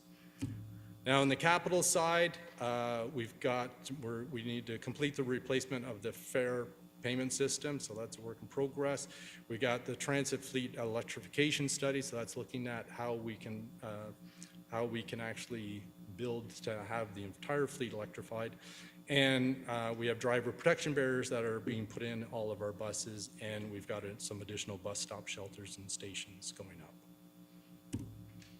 On the corporate asset management fleet piece, I should also mention, of course, that we've got a bunch of buses, so 18 electric buses coming over the next 3 years, just so you're aware. On the corporate asset management and fleet side of things, so we're coming in at 0% increase, but this is a net zero cost center, so that's why it's showing as zero, because all of the costs are allocated out to the respective departments in the corporation.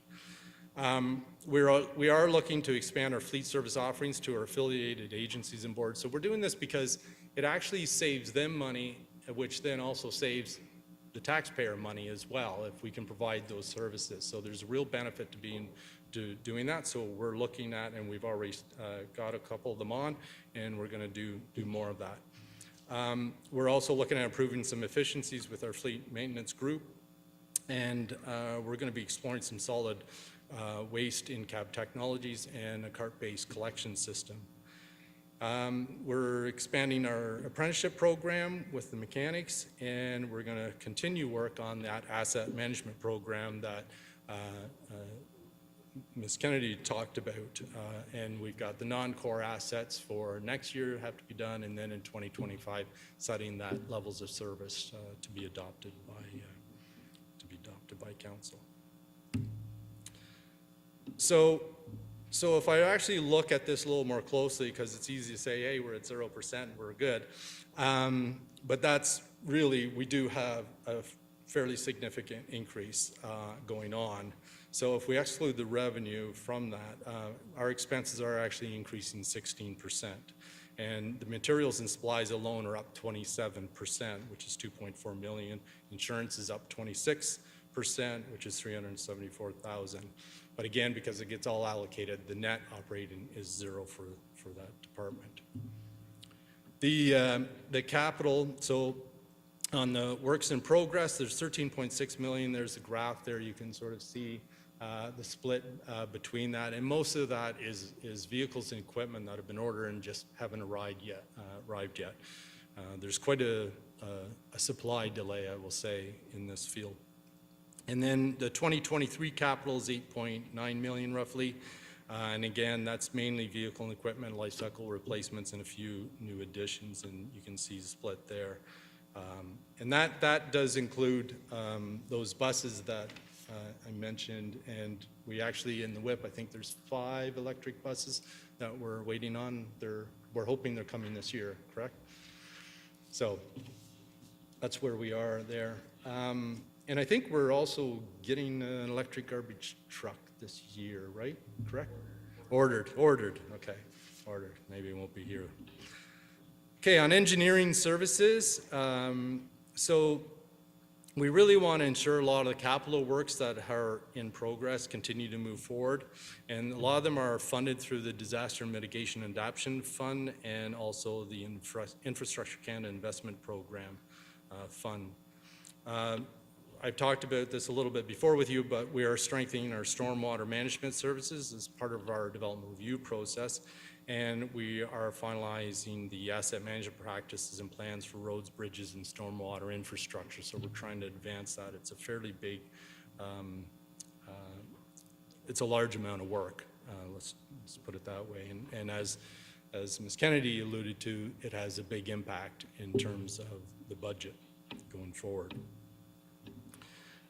When we look at this, the expenses are actually down 18%, but let me explain what's going on there. So as we had talked, there was when we reviewed some of the staff and what they're working on, in engineering, a lot of them were working on a lot of capital work. So we've reallocated a lot of their time to those capital projects. So it comes out of the operating and allows us to get there. So that's one thing. So we do have expenses down 18%, but that shift really has helped on the allocation. We reduced the contracted services by 41%, and so at the end of the day, our net operating is actually down 21%.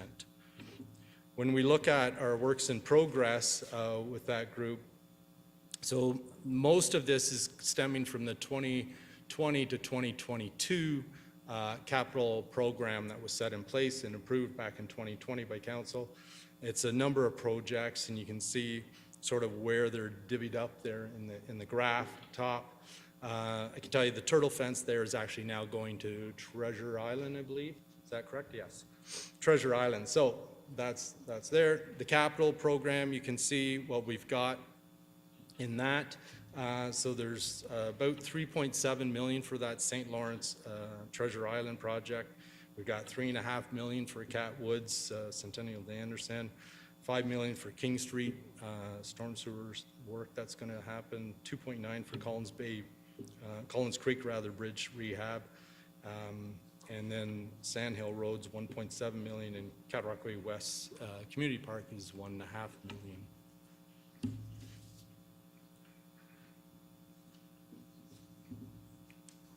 So the other additional stuff on the capital side is some of the roads, and I knew you'd want to have some interest in this, so listed some of those there. So we've got 4.6 million on the Earl, Victoria and Union area. We got 1.1 million for the Bay Ridge Drive from Cedar Woods to Catwoods. Then I've just listed a few of the other roads that are going to get some treatment. The surface treatment ones are on the 4th bullet point, and the other ones are some preventative maintenance work, rehab on those roads. On to solid waste services. So we're down 7.73% on this. We've got one of the things that we do want to do, that we want to look at, is increasing the summer pickup frequency of community recycling depots, particularly in the downtown. This is a source of complaint sometimes, so we need to address that. We need to do something better there. We are improving efficiencies for issue tracking with the driver-operator technology, so a little of that in-cab technology that we can do. We want to explore cart-based collection systems, so look at what we need to do to move towards that system, as many municipalities have done, and implement increased organics and recycling education program there. On the, when we look at this, so our expenses are actually up 4.9%, and 76% of that increase is again due to those fuels, lubricants, vehicle costs, and contracts. But the net operating gets down to 7.7% below last year due to the increased materials sales, which is almost 500,000, and revenues from garbage bag tags, which is 122,000, and then some of the funding that we get. And on the capital side of things, so there's not a whole lot here. We've got 640,000 on works in progress, and that's just for some of those upgrades on the material recycling facility that we have to do. We do have some site ground improvements that we have to do as well out there, and we need to purchase some radio equipment and the scale software for and then the scale replacement is in the 2023 capital last of 200,000. So for Kingston Fire and Rescue, so as you know, we're an accredited agency, which is a pretty significant accomplishment, and we've got some members here from KFR that have graciously come down for this, and some of them have been involved in this work. So we want to continue that improvement process that's interlocked with the accreditation work. We do want to expand on our use of data analytics at the fire service and refine a lot of the fire and life safety public education programs that we have. And then we do have an outdated and really unsupported record management system that has to get replaced so we can really measure some of those key performance indicators better.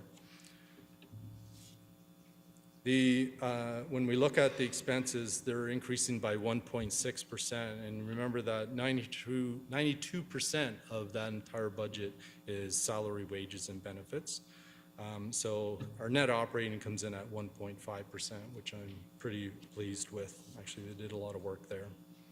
On the capital side of things, there's 2.3 that's in works in progress. A lot of that stuff is equipment that's been ordered and it's not in yet. We've got some money for response vehicles, and that's also built into the 2023 capital ask. We've got some communication equipment, as noted there, NG911s, coming communications, radios, and et cetera, those kind of things. So that's it in a nutshell, and I'm happy to take any questions. Okay, thank you very much. Questions from council? Councillor Hassan. Thank you, Your Worship, and through you, first, I want to thank you, Commissioner Joyce and his team for making this presentation. My first question is, I saw the presentation with the CFO and also you, and I noticed that, and she mentioned that we are not putting enough funds to maintain in the best condition of our roads and streets. Also, you just mentioned of the traffic safety or the traffic on the roads is increasing issues from last many years. And it's every day it's increasing, every week it's increasing. The roads are getting dangerous. The budget we are mentioning here or proposing to improve the condition of our roads and streets and the traffic flow include the lights and stop signs and everything else. Would you mind to explain that that is enough to meet the challenge what we are having from last many years? Sure, I can touch on this a little bit. So as CFO Kennedy alluded to and mentioned, we know that the asset management investment is not sufficient to be able to, in a long-term perspective, to sustain what we have. We know there are roads, for instance, that are in very poor condition, and they would require millions and millions of dollars investment to get those roads repaired. When we look at the roads in the program from an engineering perspective, we do condition assessments of all those roads, and there's very good bang for the buck, so to speak, to invest in a road before it gets to very poor condition. The reality is, of course, is that we do have some roads that are in very poor condition, and then we have a bunch of roads that are in varying degrees of condition that are better. So it's always a question of how much do we put in to do that preventative maintenance that extends the life of the road 10, 15 more years for a very minimal dollar investment versus putting massive dollars into a much shorter or less lane kilometers. And so that's a balance that needs to be achieved, and that's what we'll be coming back to you in 2025, because at that point, we need to establish, or you need to establish, what the levels of service is that you want, and we'll provide what those dollars would be and what that investment would be. So the short answer is, will we need more money? Yes, we will need more money. There's no question about that. We're going to. I do think that we're making some, as I mentioned in the presentation, we're making some changes to try to stretch the taxpayer dollar as much as possible. So, you know, with our pothole repairs, so we've done some efficiencies there so we can do more with the dollar. We're looking at, you know, whether or not we can do more paving on the capital side by using some internal staff and equipment, and if there's a business case for that. So we're exploring a multitude of opportunities that can help to extend those priceless tax dollars that we need as much as we possibly can. On the traffic calming, there's a lot of work that's going on, and I think, you know, as part of the strategic planning that Council is going to be doing at the end of March, that will inform what you're looking for us, and for us then to go back and come up with the operational plans that we need to put in to meet the strategic objectives that you set out. So we're aware that there's concerns always about our roads and the condition of those roads, traffic congestion, traffic flow, traffic safety, and we're trying to address those as best we can with the capacity that we have. And certainly, as we get into the strategic planning sessions, we can hear more about what you're looking for, and then we can come back with something concrete that to sort of move you in the direction that you're looking for. The other question is, I remember the one of the presentation, we was talking about the solid waste management. The province is taken over through some private companies, and City of Kingston own the assets at this time. What is the plan for all those assets, the City of Kingston having it? What we're going to do with that? What is the plan for that? So you're referring to the CARC facility, and as we had presented to Council in the report, the plan is to seek organizations, companies that would be looking to go with the provincial, to sort of respond to the RFP provincial system and lease our facility, our CARC facility. That's the best opportunity that we have for that facility so that we don't end up with a stranded asset there. So the idea would be that we would look to be leasing the CARC facility over the next 5-10 years. Thank you very much. Councillor Shaves, did you put your hand up earlier? Okay, but you did put your hand up? Okay, so I'll have you on the list. So your name is first, and then Councillor Amos. I could be here a while. Go ahead. Okay, settle in. You touched briefly on the relay cameras. I'm guessing it's still in the pilot process and there'll be a report coming up, but it appears to be going well and reducing or increasing traffic safety. So the preliminary results, and Director Semple can jump in here if he feels needs to, seem relatively positive. I think we're still in the early stages because we need little more time, a little more data to really have a, a more thorough analysis. But the preliminary evaluation at this point seems positive, I would say. Yes. Good. I'm all for public safety. Hence a few of my questions coming up. You also touched on the automatic speed enforcement options. My understanding that these are being used quite regularly in the GTA area, because some reports have been shared with me through one of my constituents. I think these would be a great traffic calming measures within neighborhoods which have a lot of issues with speeders. I know that takes you by surprise. Would that be something that we'd be looking into, especially with neighborhoods which have a lot of children in the area? Because I would hate something to happen. So we actually have a report coming to council on March 21, I believe, on the automated speed enforcement program, and all of those will be answered. But certainly the intention is to be in like areas like the community safety zones. That's where these are really geared towards. Okay, thank you. You did mention that the operating budget for the engineering service department decreased by 21%.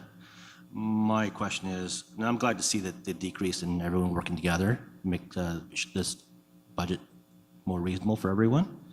However, I just want to make sure that they'll be able to have the same level of service will be maintained. Yes, it will be. There's no change in service level. Okay.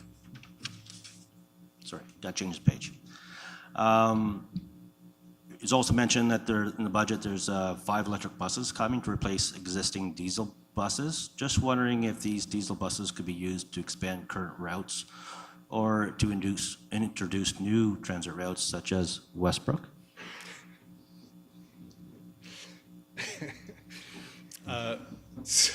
So the simple answer to that is that we will always look at, when we're replacing any fleet assets, whether or not those existing fleet assets that we're looking to replace, whether or not they could be extended for any length of time for any purpose. Okay, that's good to know. I also noticed within the report, the Ministry of Environment, Conservation, and Parks implemented a new consolidated linear infrastructure permissions approach to update the stormwater and sanitary approvals frameworks. This appears to be yet another responsibility being moved from the province to the municipalities without any resources. I was wondering if you could please state what effect this might have on our budget. Sure. So we've hired an additional technologist to be able to handle this. We are able, and we've introduced some fees associated with that program, so we do get some revenue to offset some of the costs. Right now, I think we're looking at the impact is around, the net impact is around 60,000, and a large portion of that is actually allocated to capital. But I will say that it's also a very new program. We're still exploring it. Director Falwell is working with the CRCA on some things associated with this, and there could be additional costs that we're not yet clear on. It's an area that we're still exploring. Okay, thank you. Funny subject, fire and rescue. I understand we brought forward a report approved, which includes having a new fire station about 2028, I believe, 27, 28, and hiring of new fire staff. And this is due because in the last 20 years, there's been a bit of an increase of population in the West End, about 30%, and we really haven't been increasing the complement of our firefighters, correct? Correct. Being in the West End and being concerned with public safety, I'm going to be putting a motion forward tomorrow to amend this, the complement of staffing, to moving the 12 firefighters from the later stages to hiring the 12 this year. Questions at this point, Councillor Shapes? We will get to deliberations tomorrow. Okay. But just questions right now. What would be the actual budget aspect to that? if we hire 12, which this year, which probably wouldn't be hired till middle of the year, approximately. So I think it's approximately the impact to hire 12 firefighters this year would be around $740,000, $750,000. Okay, thank you. Okay, Councillor Amos. Thank you, Mayor Patterson, and through you. In regards to I have a number of questions. I'm just trying to get they're lined up. One, I want to say thanks to the staff for the Garrigan and Rodden Park redevelopment for the play structures. The community has been very receptive to both those, so thank you for that and building it into your budget. On a different note, and it's following up on Councillor Hassan's comments, I have a very tired-looking district in its roads. So I'm hoping down the road you will build into the budget some sort of resurfacing of some kind. Specific. I think your staff know exactly where I'm referencing, but it's looking very tired. We don't like tired roads. Yes. You have 5 electric buses coming. How often are we replacing our buses? And I'm assuming the long-term plan is each bus that is replaced is electric, or is that cost prohibitive at this stage right now? No, the plan right now is that every bus that is replaced with an electric bus. Okay. And I can ask one of the directors to answer what the time frame is for replacement. I don't have that off the top of my head. Sure. So we'll just sort of give you a quick update on where we are with our electric bus program. So in the existing capital works in progress, there's budget approved, municipal dollars approved for 5 electric buses. We are waiting, we've made application through the ISIP program for federal and provincial funding to align to that. We're hoping to hear that we're successful with that funding shortly. The intent would be to order those 5 buses in this year with delivery sometime next year. There is nothing currently, I'm just going to look at Brent to confirm, nothing currently in the 2023 capital as it relates to electric buses. There's a break year, and then there's additional buses planned in 24, 25, and moving forward. The reason there's a break intentionally in 2023 is we're going to bring back to council the results of the electric bus feasibility study that's currently underway. Staff want to see that information as well to understand how we will implement from where we are today and transition our fleet from diesel into electric. So 5 in WIP, others planned in budget, but we're going to bring back that electric bus feasibility study to council this year. It's currently underway, and we're moving ahead on that right now. And I figured that was some of the influence. Yeah. Was that study. You had mentioned the response vehicles, and you had $1.3, $1.5 million, something like that, for the firefighters I'm assuming it's emergency response vehicles. We heard last night from one of the parties that they have buses on order, and we're hearing tonight that our other buses on order are being delayed.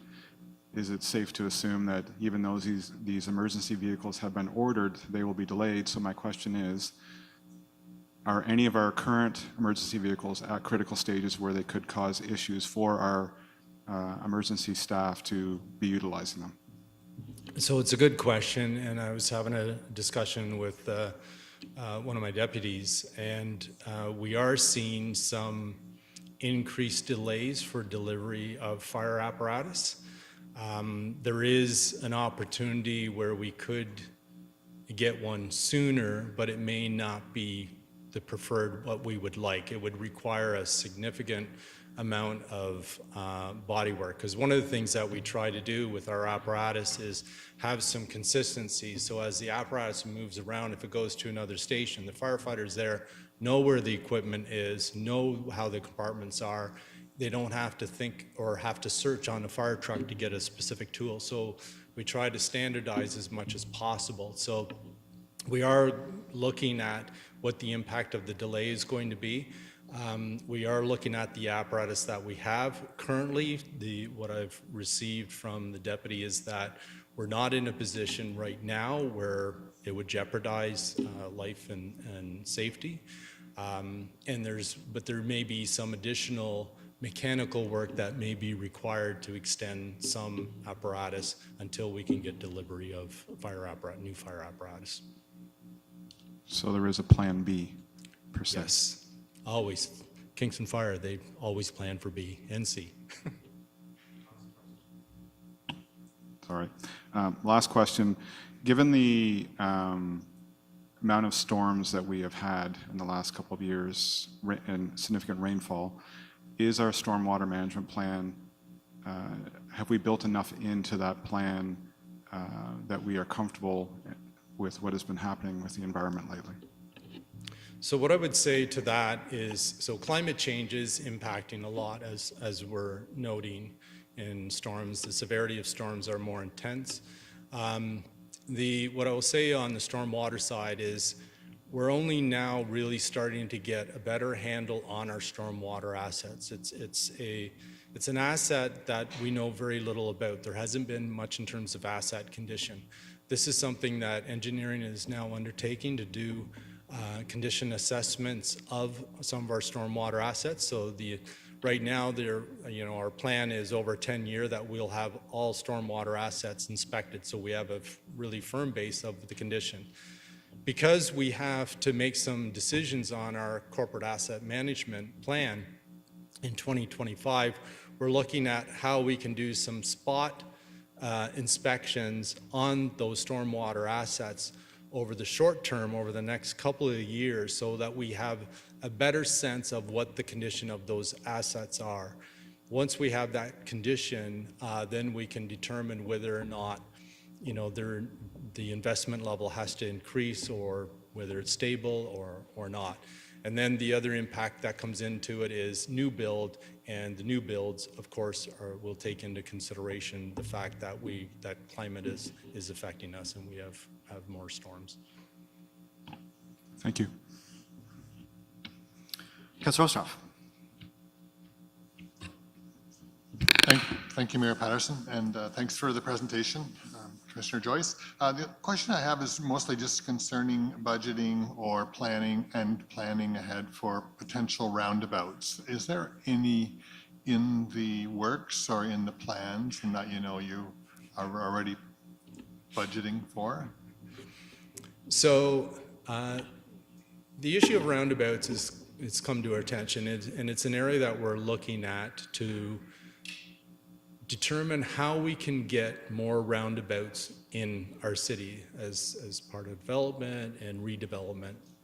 So it's something that the transportation team has been looking at intently. That we're making some changes already in terms of some of the policies to do that. I believe there could be a motion coming soon just about a roundabout.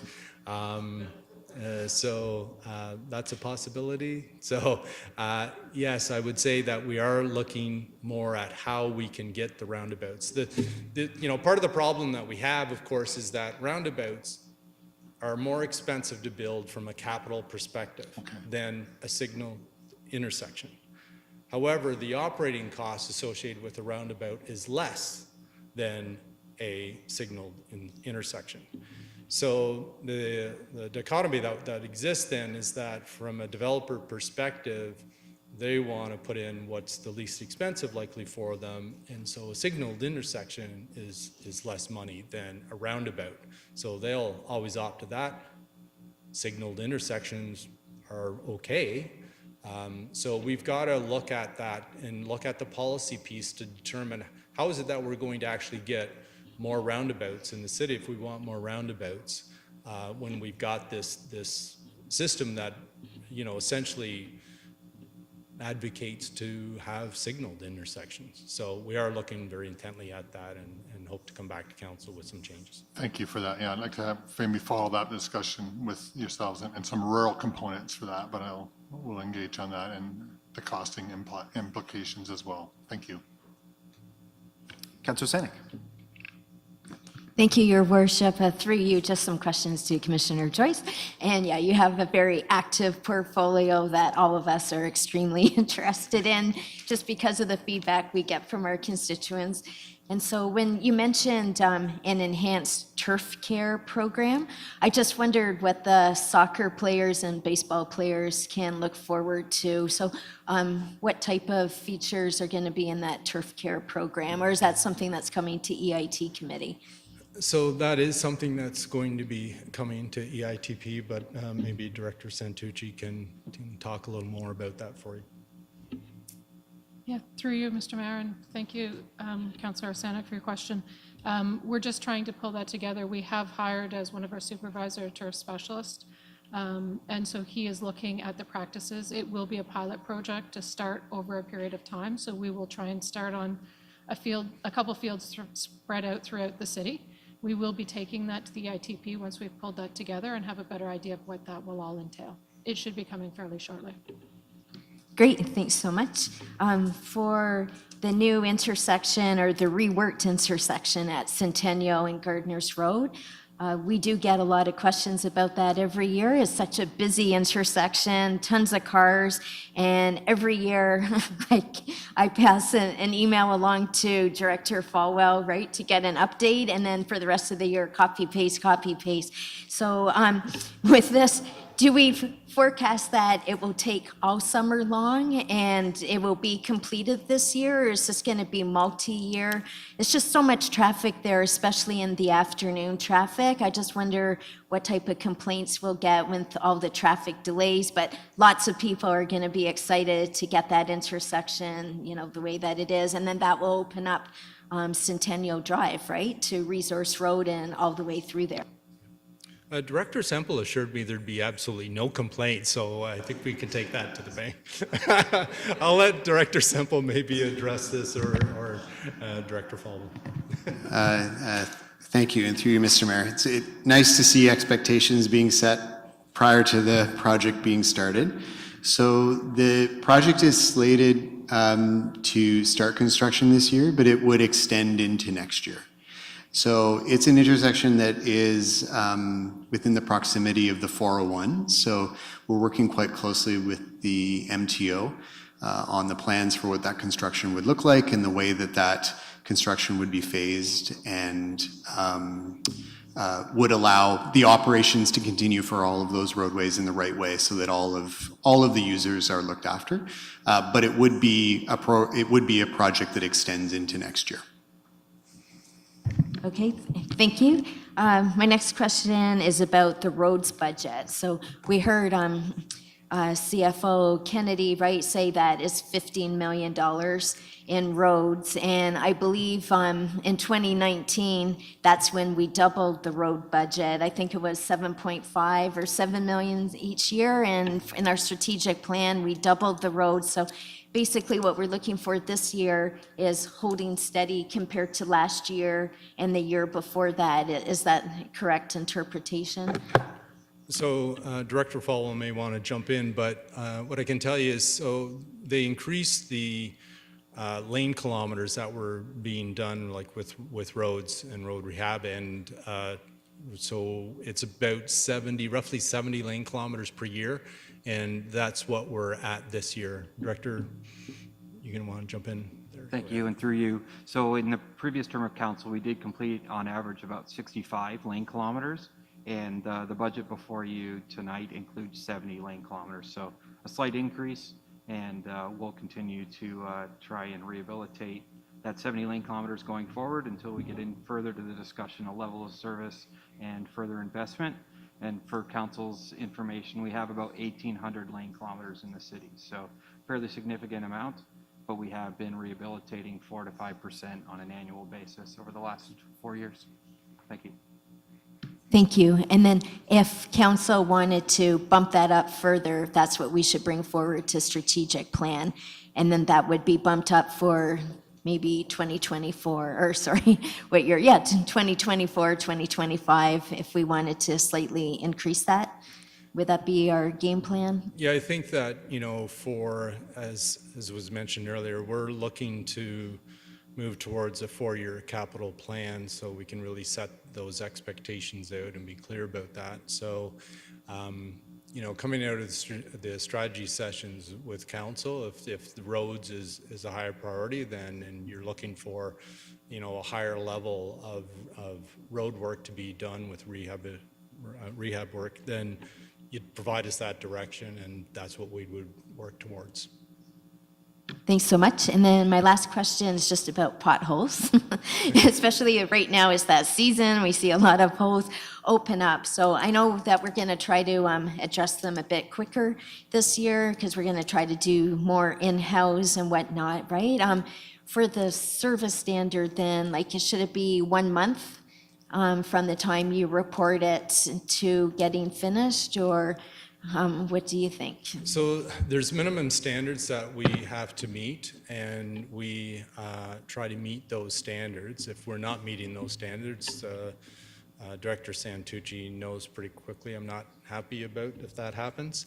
And it's so the time frame for affecting a repair of that pothole depends on the classification of the road, which is based largely on the traffic volume on the road and the size and depth of the hole. So there are certain standards that are established for that. Of course, it becomes sometimes difficult because we get a call pothole and it's a pothole, and then we go out and find out it's this, right? Other times, no one reports it and it's like this. So it does vary. We are trying to improve on our program, on our pothole, and we've made some strides in that respect. Director Santucci's done a lot with the team to try to improve that a little better, and about closing the gap with our residents and councillors on those, right? So if there are potholes that are not being addressed, I can assure you that we want to know about that, and we will certainly look into it because we are trying to improve that.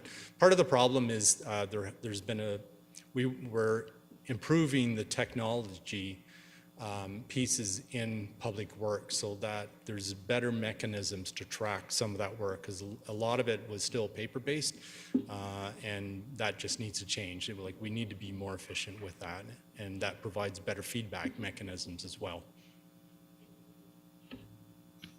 Councillor Tozo.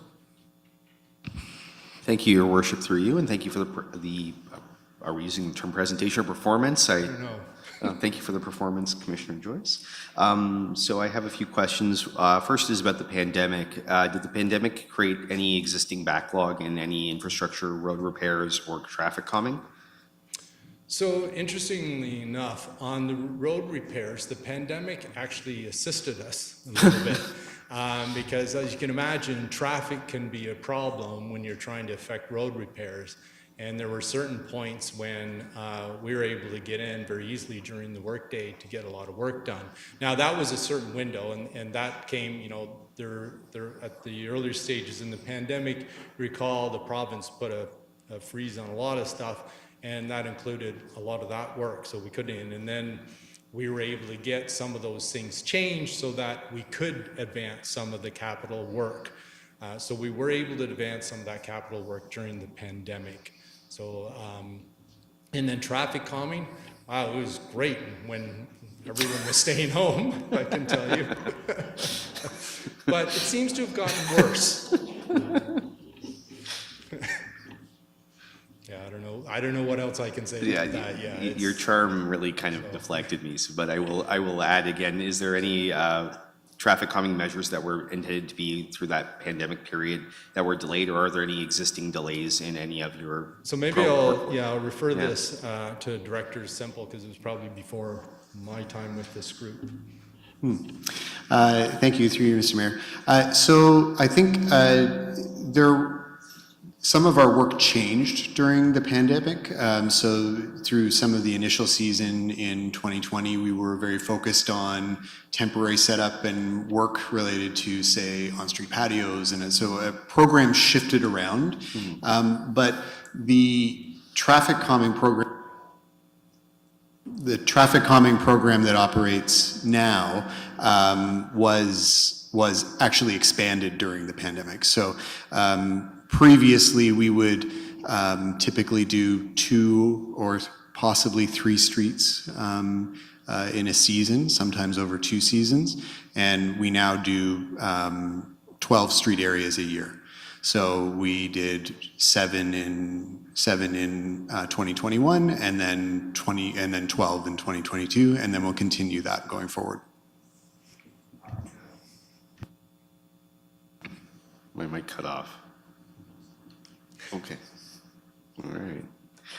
Follow-up question. I noticed in the report you were going to do analysis on the John Carter Boulevard and Montreal Street due to the increased traffic due to the third crossing. Do you have any preliminary examinations on what we can expect at that intersection?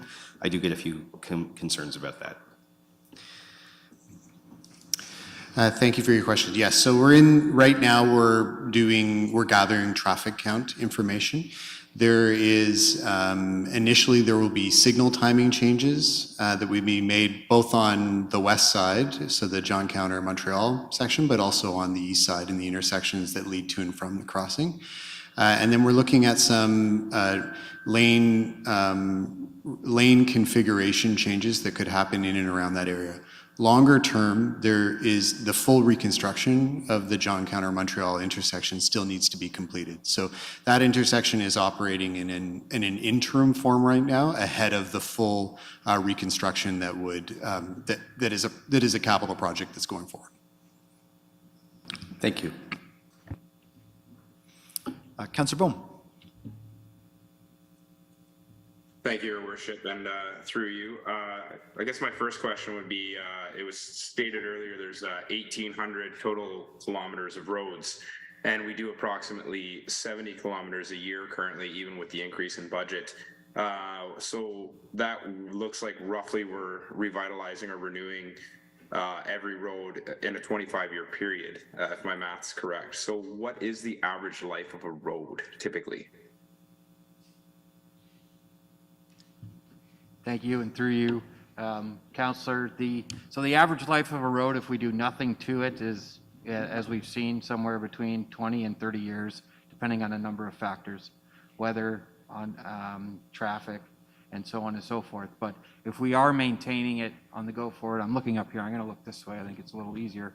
But if we're maintaining it, we should be doing minor rehabilitation every 10 to 12 years, again, depending on traffic, depending on the type of asset. Arterial, collector, and local is different. So it does vary, and you will see, and there are a number of our roads that have fallen below that fair state, which then leads us to a major rehabilitation or a full reconstruction. And at that point, it's better to focus on the roads that are in a fair or very good state, because we can maintain them going forward at a much cheaper cost. So that's the challenge that we have before us. There's a large backlog, and we have talked about that in terms of the Treasurer's conversation from a core asset management perspective. Our average road condition right now is about 58 out of 100. So that's in the middle, but there's a lot that are above it and clearly a number that are below it. Thank you. Okay, thank you. No, that definitely answers it and dovetails nicely into my next question. So essentially, we all hear from residents and everything. And so what people should be seeing, residents of the city should be seeing, is that over, I guess, the next 8 to 10 years, there would be significant improvements. We'd start to attack that backlog, and the overall quality of the roads and the transportation network in our city would actually rise and hopefully get to be, that 58 out of 100 will start going up closer to 100. Yeah, so I would say that, as part of the asset management plan that needs to come forward in 2025 is where council will establish the levels of service for those roads. So, is it acceptable to council to have 10% of our roads in very poor condition and 15% in fair condition, and those kind of things. So it's going to be very much established by what council wants to do and what those costs are that will be associated with that level of service for the road network. Okay, that, I appreciate that. I think when you say, is it acceptable for 10%, I think it's really going to matter whose district that 10% is in or whether it's spread equally across the city, which is maybe one of the challenges, right? Because, there's certain areas that maybe have not gotten as much attention as other over the years. So I guess, Commissioner Joyce, there, you mentioned earlier there's going to need to be more money thrown into this to kind of, really, I guess, improve this quality. Do we even have a round ballpark figure of what that may look like, or is that just not? It might not be a fair question, but just so we can kind of get used to a sticker shock or something to really get our roads up to par. Yeah, so as CFO Kennedy kind of mentioned some of that, the gap that we have, it's not insignificant. I think as we bring forward the information to council for those levels of service, then you'll really have a good sense of what that gap really is. It's certainly larger than that I think the administration had expected. It's more than what we thought it would be. So the gap is not insignificant. And I guess that's part of the reason why the finance team have put forward some of that sort of unfunded dollars in future years, because we know there's a need for that investment on our assets that's not there. And so that gap is going to get bigger unless we address it. Yes, thank you. And so just going back to Director Fulwell's comments there, essentially about, addressing these roads and everything, we know that gap's there. We also know that as time goes on and roads deteriorate, it gets more and more expensive to rehabilitate them. So with that modeling, will there be someone looking at, the cost of doing it in today's dollars versus which we know will be significant, versus the cost of doing it in future dollars, recognizing that construction costs increase at almost twice the rate of normal inflation. So it may be either, we take the pain now or we take a lot more pain later to try to actually catch up to that backlog. Yeah, I think the approach that we want to come to council with is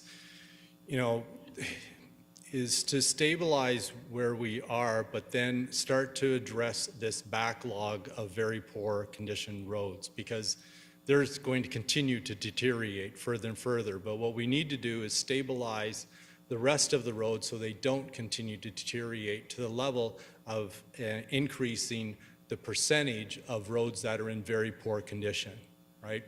So it's a case of looking at how we fund that to stabilize that larger component of roads with our programs, and then how do we now start to chip away at those roads that are in very poor condition. And to be honest, most of those very poor condition roads are local roads, right? They're not arterial, they're not collector, because they do get prioritized to get worked on because of the volume. Right. So yeah. So it sounds like there's almost a two-tiered plan there. One is don't lose sight of the ones that we can save and maintain by trying to go after all the bad ones, and vice versa. Don't target all the bad ones and at the sacrifice of the other ones. So that makes a lot of sense. You mentioned the Highway 15 EA in your presentation. There was a lot of consultation on that, probably almost as much as the Wabank crossing. So just quickly, what can residents sort of expect to see as that unfolds, and like what implications and everything might that have? So I'll let Director Semple maybe talk to this, but we can say that because the EA for Highway 15 was initiated a few years ago and just never completed, there was a significant amount of consultation at that stage. And a lot of that consultation, a lot of those pieces will bring forward into the completion of this EA, but I can let Director Semple talk more about that. Thank you. I think we have a good base of information and engagement and consultation that's been done. So it's about restarting that work, recognizing that conditions have changed, both with the creation of the bridge And so we're gathering some new data that will feed into the modeling and the understanding of how vehicles and users are using that area. But also we need to look at and reflect on policies that have changed and priorities that have changed as well. So I think we would see all of those pieces sort of woven into how the process restarts, and would be sort of sharing that information through that process. So there would be more consultation kind of along the way to sort of just update the data and everything like that. Is that correct? Yes, I mean, that would be the intention. I can assure you that certainly the intent is not to bring a completed EA as sort of the next step. So we would be restarting that process, and that would include consultation and information sharing. Perfect. Thank you so much. And I guess my final question would be, it was mentioned earlier that there were certain pothole standards for, a response once they were received and everything like that. Where are those standards set? Is that like a provincial standard, or do we have like a city standard, or are they set in stone or asphalt, so to speak? And is that something that the public is knowledgeable about, like our snowplow routes, just so we can manage expectations going forward? Yeah, so those municipal standards fall under regulations under the Municipal Act, so they're provincially based. So they're freely available, I guess. Correct. Okay, thank you. Councillor Stephen. Thank you, Mayor Patterson, through you. Just very briefly, when I was campaigning back in the fall, I think a lot of us heard about people who are really enthusiastic about active transportation. A lot of people are excited to be cycling various places, and one of the places is the park and ride facilities, like Center 70, just as an example. My question is, are there bike parking structures or thingamajigs, that's the technical term, in your capital budget for, is there money available for that, or is that something we should talk about at strat planning? So we do put in some thingamajigs, absolutely. You've coined the term, Councillor Stephen. We've been going for 2 hours and 40 minutes, so there you go. I'm going to make sure that's in the line budget, I think. That could be a lot of fun. There are active transportation pieces, elements that are built into our active transportation master plan. So even things like transit shelters often have bike racks that they can, and actually covers for bikes and stuff. So they do tend to get built into a lot of the AT infrastructure that we do. It's absolutely part of that. Okay, thank you. I know we have a lot of keen cyclists out there. Thanks. Okay, seeing no other questions, thank you, Commissioner Joyce. Thank you, directors. Okay, so we're going to do one more department presentation this evening. So we will take a 10-minute break. It's 8:40. We will reconvene at 8:50, and then we'll move to Commissioner Agnew's group.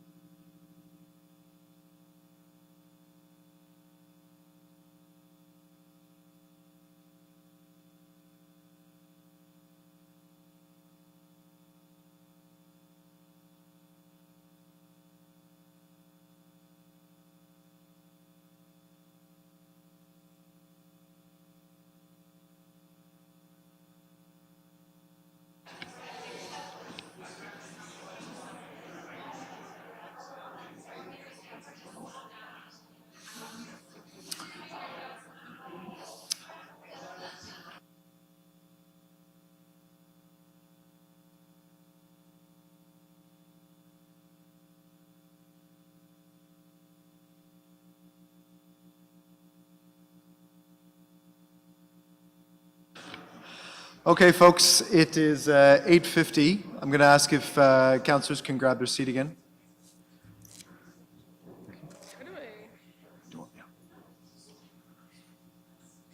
Okay, looks like we've got a few people coming in. Okay.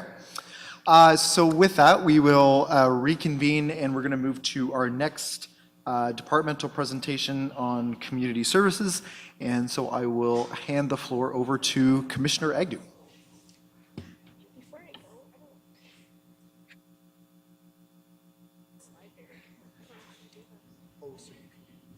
Yeah, just so it's, I'm just trying to make the slide bigger. I just want to make it like the full, it's the way that it's, oh, it's only like that? Okay, perfect. Oh, we'll let it roll. Yeah, we're ready to go. Okay. Good evening, everyone. So I am Paige Agnew. I know most of you. I'm the Commissioner of Community Services. I'm happy to be with you here this evening. You may also see our CAO, Lanny Hurdle, up here with me. She's not here to give me the axe. She's here because Housing and Social Services transferred to me right before Christmas. So I technically wasn't really part of working on the budget, and I'm in rapid learning mode. So Lanny's going to present those slides to you. They're at the end of the presentation, but we're both here to jointly take questions along with Director Nordegraff on Housing and Social Services. So community services. We're a motley crew for sure. I have a number of my leaders here with me tonight. We have about 420 people in community services in 6 departments, so we're very busy. We're very forward-facing services, and I do interact with most of you pretty regularly already and enjoying the experience of this new council. So without further ado, I will show you who my cool team here is, starting with Curtis Smith. He is our Director of Licensing and Enforcement. Ruth Nordegraff is our Director of Housing and Social Services. We have Casey Keys, who some of you met at Administrative Policies this past week. She's our Director of Long-Term Care at Rideau Crest. Dr. Jen Campbell is our Director of Heritage Services. We have Lisa Capner-Hunt over there. She's our Chief Building Official and Director of Building Services. And finally, we have Tim Park, who is our Director of Planning Services. So looking at community services as a whole, we're about a $30 million part of the operation divided between the 6 different departments I talked to you about. When you look at this slide, it's a little bit confusing. So we have separate lines that are divided out for housing and social services to be able to show you how the costs break down between the 2 groups, and we'll talk to you a little bit more about that later on in the presentation. You'll also see parking services split out from licensing and enforcement. That is all under Director Smith, but we divide that out also for a specific reason, because funding is allocated differently for parking services because there's a reserve fund. So you see that split out, but they are one consolidated department. And then, like I said, we have building services. Again, you're going to see a 0 there. It's not because the department costs nothing, but it's because building services is part of provincial legislation that requires the department to be self-funded, and that comes from fees. So it's not on the tax base, but certainly part of the overall budget. Heritage Services and Long-Term Care, which is our Rideau Crest 170-bed 24/7 long-term care facility. And then my office is the last component there. So in terms of the capital budget, about a $17 million ask for 2023, and I'll talk to you through each department about what some of the highlights are. The highest amount, of course, is with Housing and Social Services, no surprise there, and we'll be talking to you tonight in greater detail about what we want to do with those funds to help address some of our significant housing issues we have as a city. So overall, with the planning services budget, we're seeing a bit of a reduction from previous years. We have had some salaries allocated to capital historically that we've been correcting. And the other thing I wanted to note about this department in particular is over the last year, we actually took on a part of engineering services, which is a little bit confusing, but the component that we took on is actually the development review part. So we do have a subcomponent of the planning services group that does all of the engineering aspects of the development review process of planning applications, building permits, all of that type of thing. In terms of our works in progress, planning has been very busy over the last number of years, a lot of policy work, some major achievements for sure. We still have a number of things that we're working on associated with that works in progress. The North Kingstown Secondary Plan, we'll talk to you a little bit about that, a couple slides. Our community benefit strategy, we had finished that work at the end of 2022, and then the provincial government changed the legislation. So we're still awaiting the implementing regulation so we can present that to you, but essentially that work is complete. Our site plan control also, we had that nearly ready to go, and then the province changed the legislation, and we're still waiting on regulations. So we need to make sure that that bylaw is reflective of the new legislation. And we've just started our growth projections for employment, population, commercial land review. Those are pieces that we've started as precursor studies to the official plan. Overall, our big capital ask for 2023, again, this funding some of these precursor studies that are done as part of the city's official plan work that will primarily start in 2024, but a number of those studies we start this year so that we have the background information. And then also a community highlight I think it's 3 years, we do the Livable Design Awards, and that's recognizing significant building within the community. It's done by a juried group, and then we award different types of projects in the city an award for significant achievement. Again, looking at some of the highlights, I talked about North Kingstown. That's a secondary plan that we started a number of years ago, and then we had some reprioritized work based on council motions that came with the last term. So we're going to be working to complete North Kingstown. Council Ridge of interest, that will be specifically for you as your district.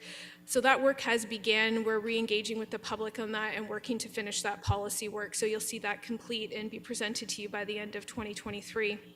I talked about the population and housing. That's a very integral piece because that does our long-term growth projections, and based on that, that's how we know how much land we need of different categories, housing, employment, jobs, all that type of thing for the long-term growth of the city.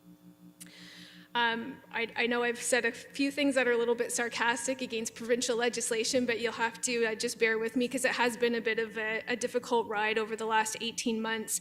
There are changes that are continuing to be made, and we're anticipating many more between now and probably the end of the term of the current provincial government. So for us, that's monitoring the websites every day, looking at the regulations that are being posted, waiting for new regulations. So it will provide a lot of additional work for the planning services staff, and we'll continue to report back to you on that. We've also done a lot of work expanding the complexity and the quality of the GIS work we have, which is really important function to lots of things in the city, but most importantly for you, it's going to help you with making your planning decisions, in that we have a 3D modeled version of the city now, and you'll be able to look at projects coming in the context of a 3D model versus 2D, which is really important as we make more complex planning decisions going forward. Switching over to the licensing enforcement group, see a little bit of a decrease in this group as well. Primarily, that's because of increased AMPs. So AMPs are administrative monetary penalties. That's some of the work that our enforcement agents do out in the community, and they're the type of local infractions that result in fines that we collect as a municipality and become part of our revenues. We've also looked at an increased allocation of resources to parking enforcement, again with the desire to see better enforcement across the city and trying to get our parking back to what it was pre-pandemic. We have more staff allocated to parking enforcements, and we do, as you can imagine, get a lot of complaints about parking infractions across the city. So those two things in particular are attributed to the reduction that we see. And for 2023, there's no capital ask. In terms of highlights, I've just spoken to some of them. Again, looking at modernizing bylaws and use of administrative monetary penalties. For previous councillors, you may remember, that's important because previously when we use provincial fines, we only get a very small fraction of that. The majority of the money goes to the province. So we've been rethinking our approach on enforcement so that because we're doing all the work anyway, we actually get to keep the revenue associated with any fines that are levied. The business licensing bylaw has been in review for a number of years, so Director Smith has been working on that. We have made significant progress, and we are continuing to do a little bit of consultation with the community on that, but you'll see that finish in 2023. We're also working, based on motions of this council already, on changes to our property standards bylaw to reflect climate leadership goals, looking at naturalized gardens and looking at the bee pollinator gardens would be a component of that you may be familiar with. We're continuing to look at how we can provide enhanced services and policies. You'd be surprised how many bylaws the city has, and sometimes we find new ones because they've been around for a really long time. So we're constantly trying to make sure we're looking at them to make sure that they're modernized, and then our staff are trained accordingly to be able to enforce them properly. And then, of course, with some of our annual events that are very significant in terms of community impact, we'll continue to have a strong presence in enforcing those matters. We are looking at interdepartmental cooperation always as a continued piece, and there's a lot of facilitation that goes on between all of these departments and these leaders with respect to enforcement matters. So a planning issue can also involve building code issues, can also involve different types of bylaws, so our leaders are working together and looking for efficiencies all the time. Again, bringing our parking revenues back to pre-pandemic rates. We're not there yet, but we're working to do so. And then also looking at some parking policy review, and we're also working on asset management of our city facilities. We have a number of lots throughout the city, either surface or structured, and there's ongoing work associated with those, as well as looking at this work through the lens of our climate action priorities as well. Looking to building services, again, I mentioned that department's a little bit unique because of the provincial legislation. It's a self-funded department, meaning that everything associated with the processing and building permits, all of the revenues go towards funding the department. So it's a department that's 100% off the tax base, and that's why it's presented a little bit differently in the budget. We are expecting another strong year of building, strong stabilization or continuing of building permits from what we've seen the last number of years, and we have talked about how strong our building years have been in the last 5 years in particular. Of note, we're off to a really good start. 367 residential units have been started in 2023 alone, which is a very strong start. Under the leadership of our chief building official, she's not only a superstar here in the community from a construction perspective, but she's also a leader amongst other CBOs in the province and working with the ministry on legislative changes and looking at how to modify the industry because we do have significant issues with staffing shortages. So there will be continued emphasis on meetings and workshop with the industry. There are tremendous changes that are coming to the building code, about 3,500 amendments, if I have the number correct, that are coming into effect in the spring. So we have to make sure that the industry is ready for those changes, that all of the professionals we interact with understand the legislative changes, and most importantly, our staff know how to be reviewing applications against those new changes. So Lisa will continue to work with the staff on that. We're continuing to make ongoing improvements to our development and services hub. That's our DASH application. We process our planning applications, our building applications, and our heritage permits through that system. And we have had some provincial funding that we've been doing a number of modifications over 2022, and that work will continue in 2023.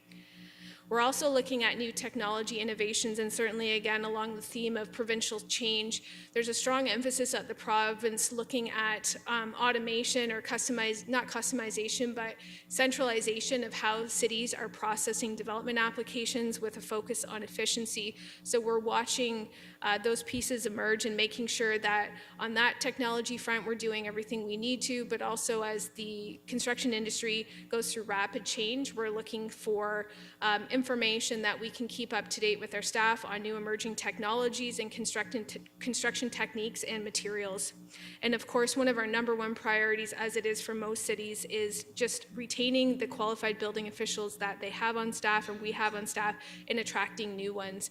There is a significant deficit in the provincial landscape with respect to qualified building officials, and they're very, very important to facilitating anything in the building process. So continued focus on that. Looking at our heritage services budget, again under Dr. Jen Campbell. So this group is looking at a little bit of an increase for 2023. Some of that is particularly attributed to service level agreement with the Kingston Indigenous Languages Nest. So that's the facility we established at 661 Montreal Street. That's up and running and going well. And of course, as you'll hear from Commissioner Carboni probably tomorrow evening, there has been significant pressure on our facilities group with respect to overall operational costs, which are then borne by each department respectively. So we see some pressures there. Works in progress, those are monies that we already have allocated and work that we have underway, exhibition and programming enhancements for City Hall. So that includes our niche cases and also looking at programming of the wing on the first floor, and then also looking at Market Square and Lower Princess Street HCD. So that's work that's complementary on the heritage side to the official plan review that we're going to be going through between 2024 and likely 2026. Looking at new capital ask, about $435,000, a couple of the highlights that are listed for you. We do have to do an update to our archaeological master plan.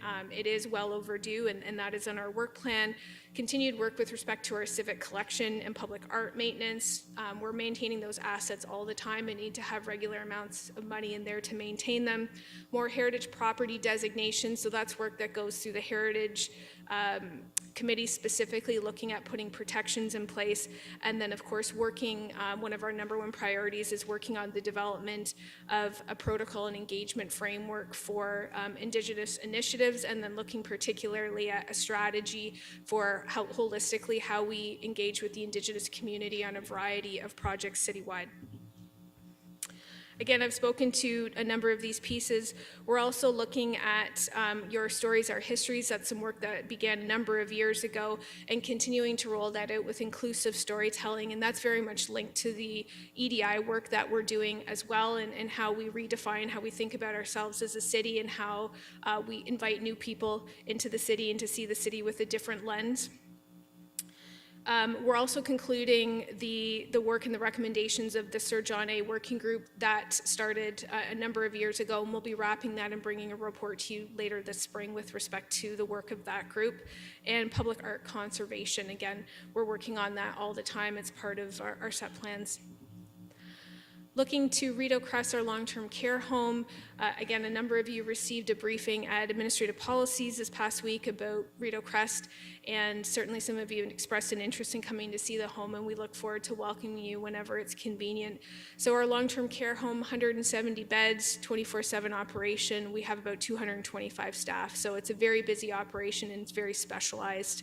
We do see an increase, and that's not unusual for long-term care, 5.8% from 22 to 23. We definitely have some wage increase and inflation costs that we have to absorb in the budget.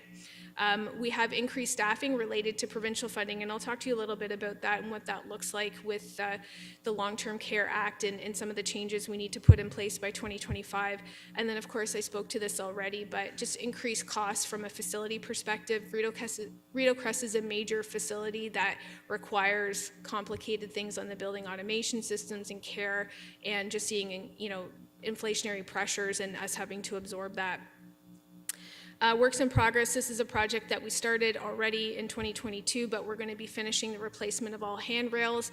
It's important from a safety perspective, but also from a hygiene control perspective. And also we have about $80,000 in there for equipment and furnishings as we continue to replace some of the furnishings in the home to keep the home in a state that is welcoming and certainly a wonderful place for anybody to live. Just going a little bit further into some of our highlights. So the Ministry of Long-Term Care that produces all the legislation that regulates the home. Long-term care is very regulated, and there's a lot of policies that we're working to be in compliance with all the time. We just went through a process of accreditation last year, and the home did very well. So we'll be working on some of the pieces rolling out associated with that. Most important on the Long-Term Care Act, so there is a provincial directive of all long-term care homes being able to provide 4 hours of resident care per day, and it's an incremental approach. So we started with new staff last year. There's a number of new staff being added this year, and it's all provincially funded, and that's to incrementally get up to being able to have enough staff to provide 4 hours of hands-on care per resident per day. So that's something that we're going to be working on further implementing in 2023. Again, talking about staff burnout and the importance of retention and recruitment, it's a huge issue for us at Rideau Crest. Staff shortages across the healthcare industry coming into the pandemic are very significant, and we're constantly working on recruitment and working to try to have the home be a place where people want to work long-term and not having the turnover that in some of the staffing crises that some of the other homes in the city have seen. So that's an active part of our work all the time, every day actually. And then working with some of the finalization of construction plans. There's been some renewal plans with resident washrooms and tub rooms, capital works that have been in progress for multiple years, so that will continue through 2023. And again, with a focus from the accreditation process, looking for additional opportunities for families' input into the running of the home, operation of the home, and working to create additional communication opportunities as well. And some of that feedback was provided to us through the accreditation process. So this is my budget. My office is myself and my EA, Leanne Hoagie, which some of you have probably had a chance to interact with. Leanne's function is really the coordination of the administration function between all 6 departments, and with Housing and Social Services coming into the portfolio late last year, we're doing some work to harmonize the processes associated with that group with the other departments that we have, and we're always looking for ways to create efficiencies, and particularly on the financial reconciliation side, we have some process improvements that we're doing. So that'll be a big focus for our office particularly, as well as just making sure it's our job to make sure everybody else's work gets done. So that's the Commissioner's office. I'm going to turn it over to Lanny for Housing and Social Services. Thanks, Paige. Hang in there, I promise. I only have a few slides. I know it's been a long night. So this one, of course, I will be talking a lot about the province with this particular portfolio. So no surprise here, we have a lot of money currently in our works in progress for housing.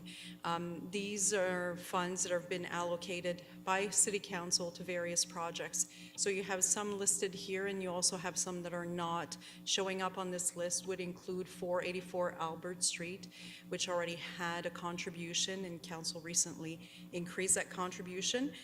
So these are projects that are currently underway or have been recently completed. What we're looking at for 2023 capital is slightly over $12 million. $10 million would be coming from the municipal capital reserve, and about $2 million coming from provincial funding.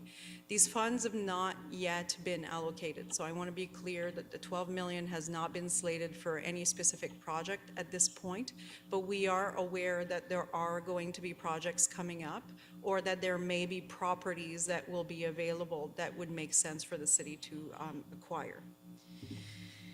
So in terms of housing, I talked a little bit about the units that are underway. So we do have 239 units that are currently underway, which is pretty significant.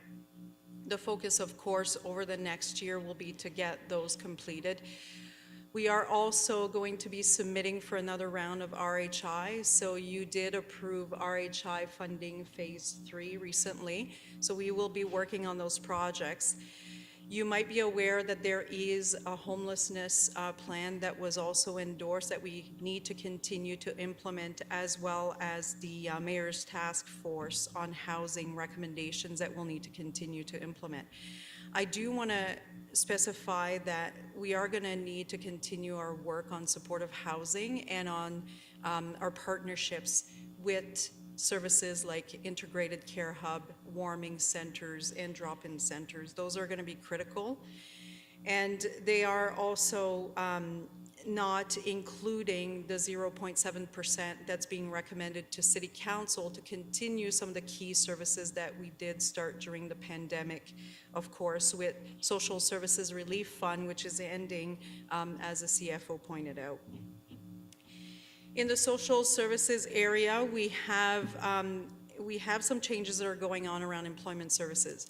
So those have started or are starting in 2023. We will see a larger or more significant impact in 2024 with over $1 million of reduction in our budget in 2024. So we have started to make some changes internally to prepare for this, and we will continue to do that. We will continue, of course, to implement the new childcare program that's been rolled out or is being rolled out by the federal government. So that will be part of the work. There's going to be some work done on the childcare strategy. I know there's been a lot of changes there, and we'll need to move forward with that. There's also going to be some work done on the municipal fee assistance program. So we do have this program in place that provides fee reduction for people with lower income. We do need to review this program, and we'll be focusing on that over the next year. And I think that's it for this department.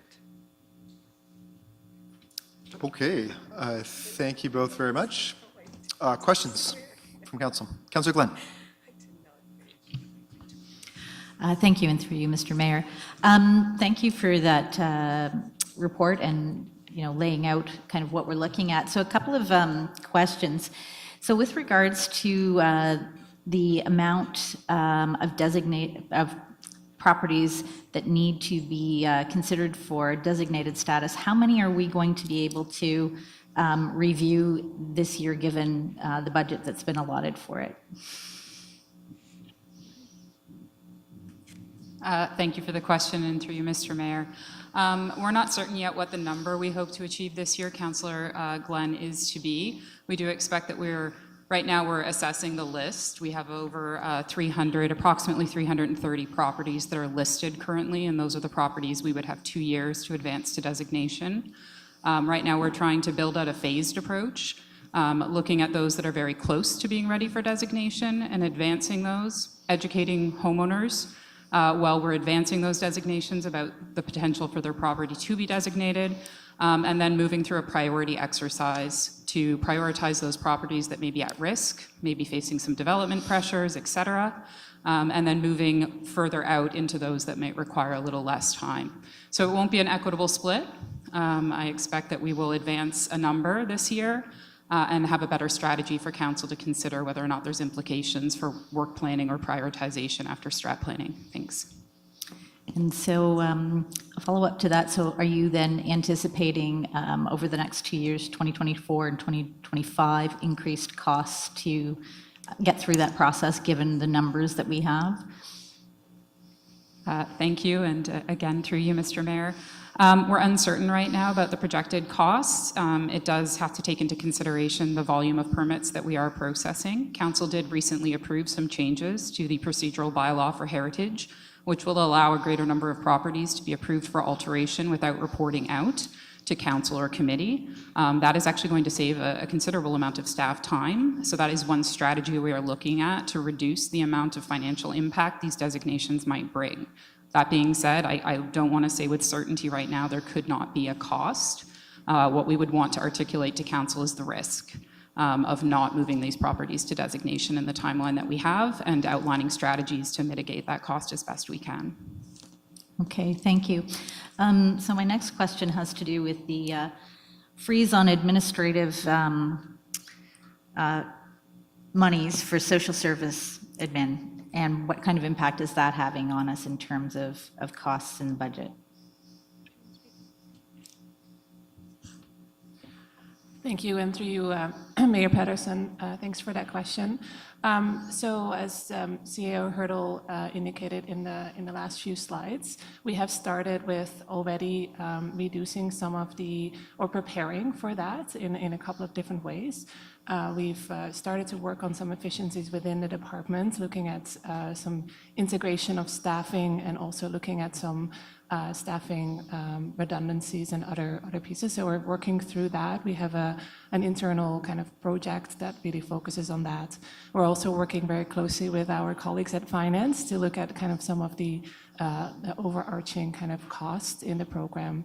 So we've had a few years to prepare for this, and are feeling pretty comfortable with kind of where we are. In addition, on the programming side, again, we are working with the province on rolling out some of these transformation plans and preparing for this.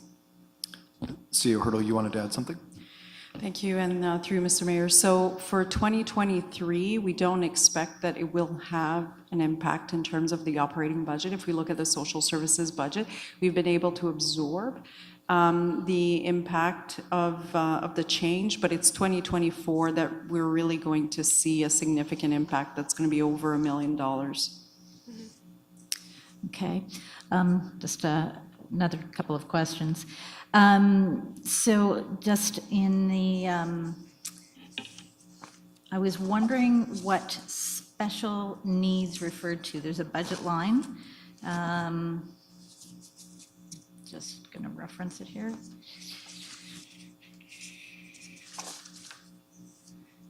Yeah, so in the social services budget, what specifically is covered under special needs?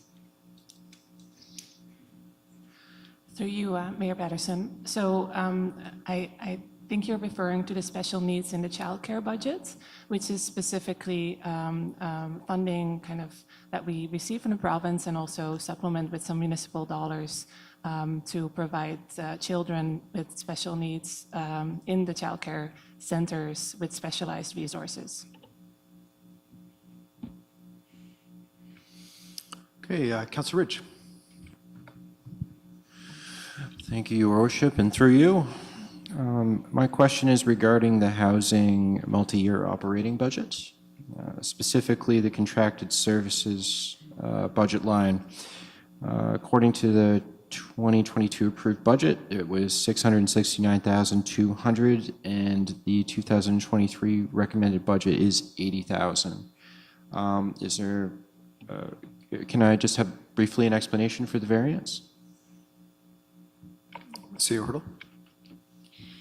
Thank you, and through you, Mr. Mayor. So I'll start, and Ms. Nordegraaf may want to jump in. So as the CFO indicated, in 2022, we still had SSRF funding, and we were actually contracting a number of services in terms of support to our most vulnerable. So I want to make sure when we talk about contracted services, that doesn't necessarily mean private sector. That can mean some of our organization, partner organization. So in this case, we were working with our partner organizations. If we look at 2023, you will notice a significant increase in costs as far as transfers to agencies, for example, or to others. And that's, of course, related to the renewal of our new shelter services contract, which when we went out to the market, as we indicated, we found that the cost, inflationary cost was quite high, but we recognize that it's a necessary service. We brought this to council back in 2022, and it was approved at that time. If I've missed anything, feel free to jump in. Thanks. Thank you very much. Okay, thank you. Councillor Amos.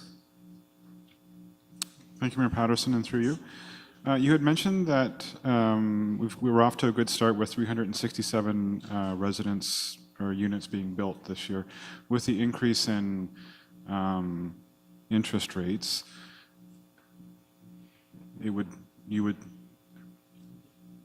economic forecast would be that would slow down. Is that going to cause an issue for the department? Thank you. I'll start, and certainly Director Kapner-Hunt, if you have anything to add. So what we've seen so far, and to your point, yes, I think in the low density side of housing, we have seen a bit of a slowdown in housing starts, but the multi-res industry still seems strong, and that's the majority of the permits that have been issued so far in 2023. So it is something that we're continuing to monitor. Again, with this department, because it's a self-funded department, it operates with a reserve fund. So in years where we outperform what our budget is, those surpluses go into a reserve, and those reserves are specifically in place to help the department if there's years where building starts are slower. And again, it's the way it stabilizes it, so we're always at a zero position at the end of the year. So we do have healthy reserves. If we do start to see a significant slowdown, we do track the projects that are coming in quite closely. Ms. Kapner-Hunt's group keeps a running log of that, and we're working with taxation and always looking at those projects. But certainly if there is a slowdown and things really do start to reduce beyond what we have anticipated, then we do have a reserve fund to help in those situations. I don't know if you have any other further comments to offer. Ms. Kapner-Hunt. Thank you for the question. Through you, Mayor Patterson. As Director or Commissioner Agnew mentioned, we do have a reserve fund that will cost recover the department to maintain our service levels if there is a downturn in construction activity. The number of units that you're seeing right now are really due to two large multi-residential projects that we issued permits for early this year. You had mentioned that there is a childcare strategy that is going to be put in place, and the federal government has brought in relation to the provincial government, the $10 a day daycare. I know that there is an ECE shortage in this city, and I know there's an ECE shortage as a whole across the province. I also know that they're one of the lowest paying professions that look after a very sponge group, if you will. And is part of that strategy looking at that shortage that's in the area? Through you, Mayor Patterson, thank you for that question. That's an excellent observation. We definitely, we've already started with some really important work on workforce development in the ECE sector. In 2022, we started with a conference and education opportunities for the ECE sector, and we'll continue that important work as part of this, the strategy.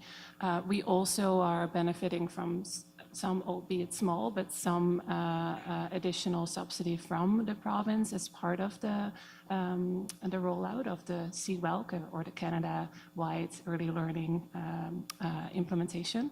But it's absolutely something that we've continued to, or that we have implemented in 2022, but will continue to be a really important part of the success of the childcare strategy.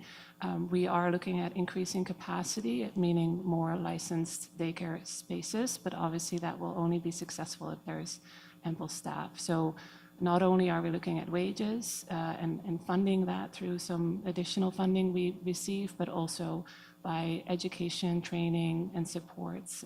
So ECEs are supported in a more holistic way. Thank you.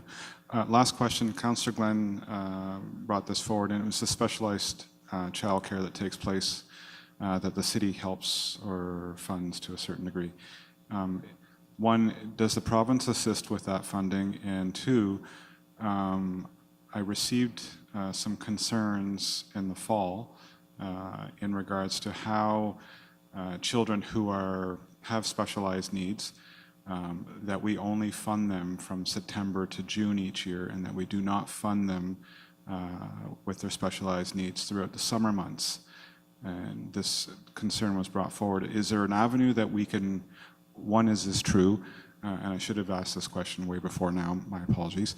But is there an avenue that we can look at our budget in future to perhaps assist these families so they can have full 12-month coverage for the specialized daycare needs or childcare needs?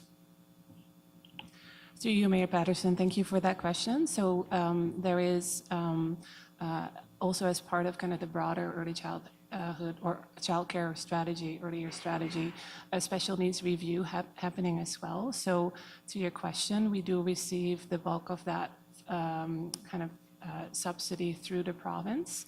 And we are aware of some of the opportunities to improve some of the services. To your specific question, I will apologize. That's something I will have to take away, and I'm happy to report back on that. But as part of the broader kind of strategy development, special needs is on our radar as well to review kind of the services we are receiving for that funding, and if that's still the most appropriate way of providing those services in the system. Thank you, and thank you for the presentation. Bang on. Thank you. Councillor Stephen. Thank you, Mr. Mayor, and through you.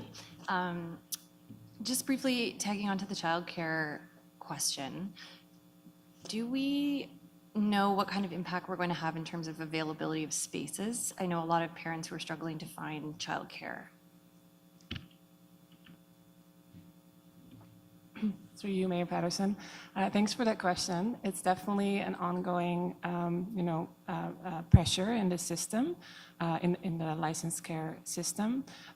We are, through the strategy and the rollout of the Canada-wide strategy, able to increase capacity in 2023, and we have a significant number of providers that have identified the opportunity and willingness to work with us on that. I will be very frank, like we definitely will always continue to have to focus on really looking at providing enough licensed childcare. But it kind of goes back to some of the staffing and some of the resources that we've established. But it is on our radar. We're working through it with the resources we have in our community. Thank you. It's not for lack of trying. One other question I have is, I was wondering if you could explain what's happening with Ontario Works administrative funding and what impact that's having on the budget. There was a paragraph I just didn't fully understand. I was hoping you could elaborate a bit, please. Through you, Mayor Patterson. Thank you for that question.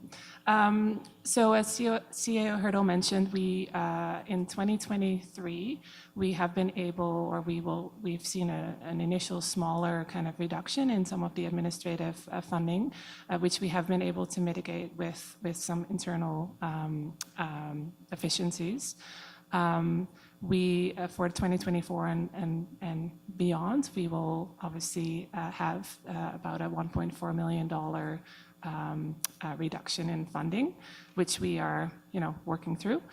I will also mention, important to note, is that there's kind of obviously the administrative piece, but the social assistance allocations that clients receive also have continued to remain the same for the last 5 years. That obviously is not impacting our tax base, but it's an important kind of indication that there's definitely lots of pressures both on the clients receiving funding, receiving allocations, and it kind of is also similar to our administrative funding. So we definitely we have flagged that as something we need to work through as a city. Okay, thank you very much. CEO Hurdle. Thank you, and through Ms. Mayor, I just want to add that the implication of the $1.4 million reduction for next year has been incorporated in the forecast. So when you see the higher forecast, and it is a large contribution in terms of the significant increase. So we will be reviewing that and looking at creative ways of, not that we can change the amount, but how we can maybe phase that in over time as well to minimize the impact. Because we obviously know that this is a provincial direction, and we doubt very much that the province will change their minds on this particular program. Councillor Tozo. Thank you, Your Worship, through you, and we'll be quick. Thank you for your performance. It was much appreciated. That's the word of the night. Thank you. So I'm looking through the draft budget, and one part of the budget states that continue to monitor and review the homelessness system, working on securing additional multi-year funding for the Integrated Care Hub. Do we have a contingency of what happens if the province doesn't continue to fund the Integrated Care Hub? CEO Hurdle. Thank you, and through Mr. Mayor. So the short answer is no. The province is currently funding the Integrated Care Hub at $2.3 million per year.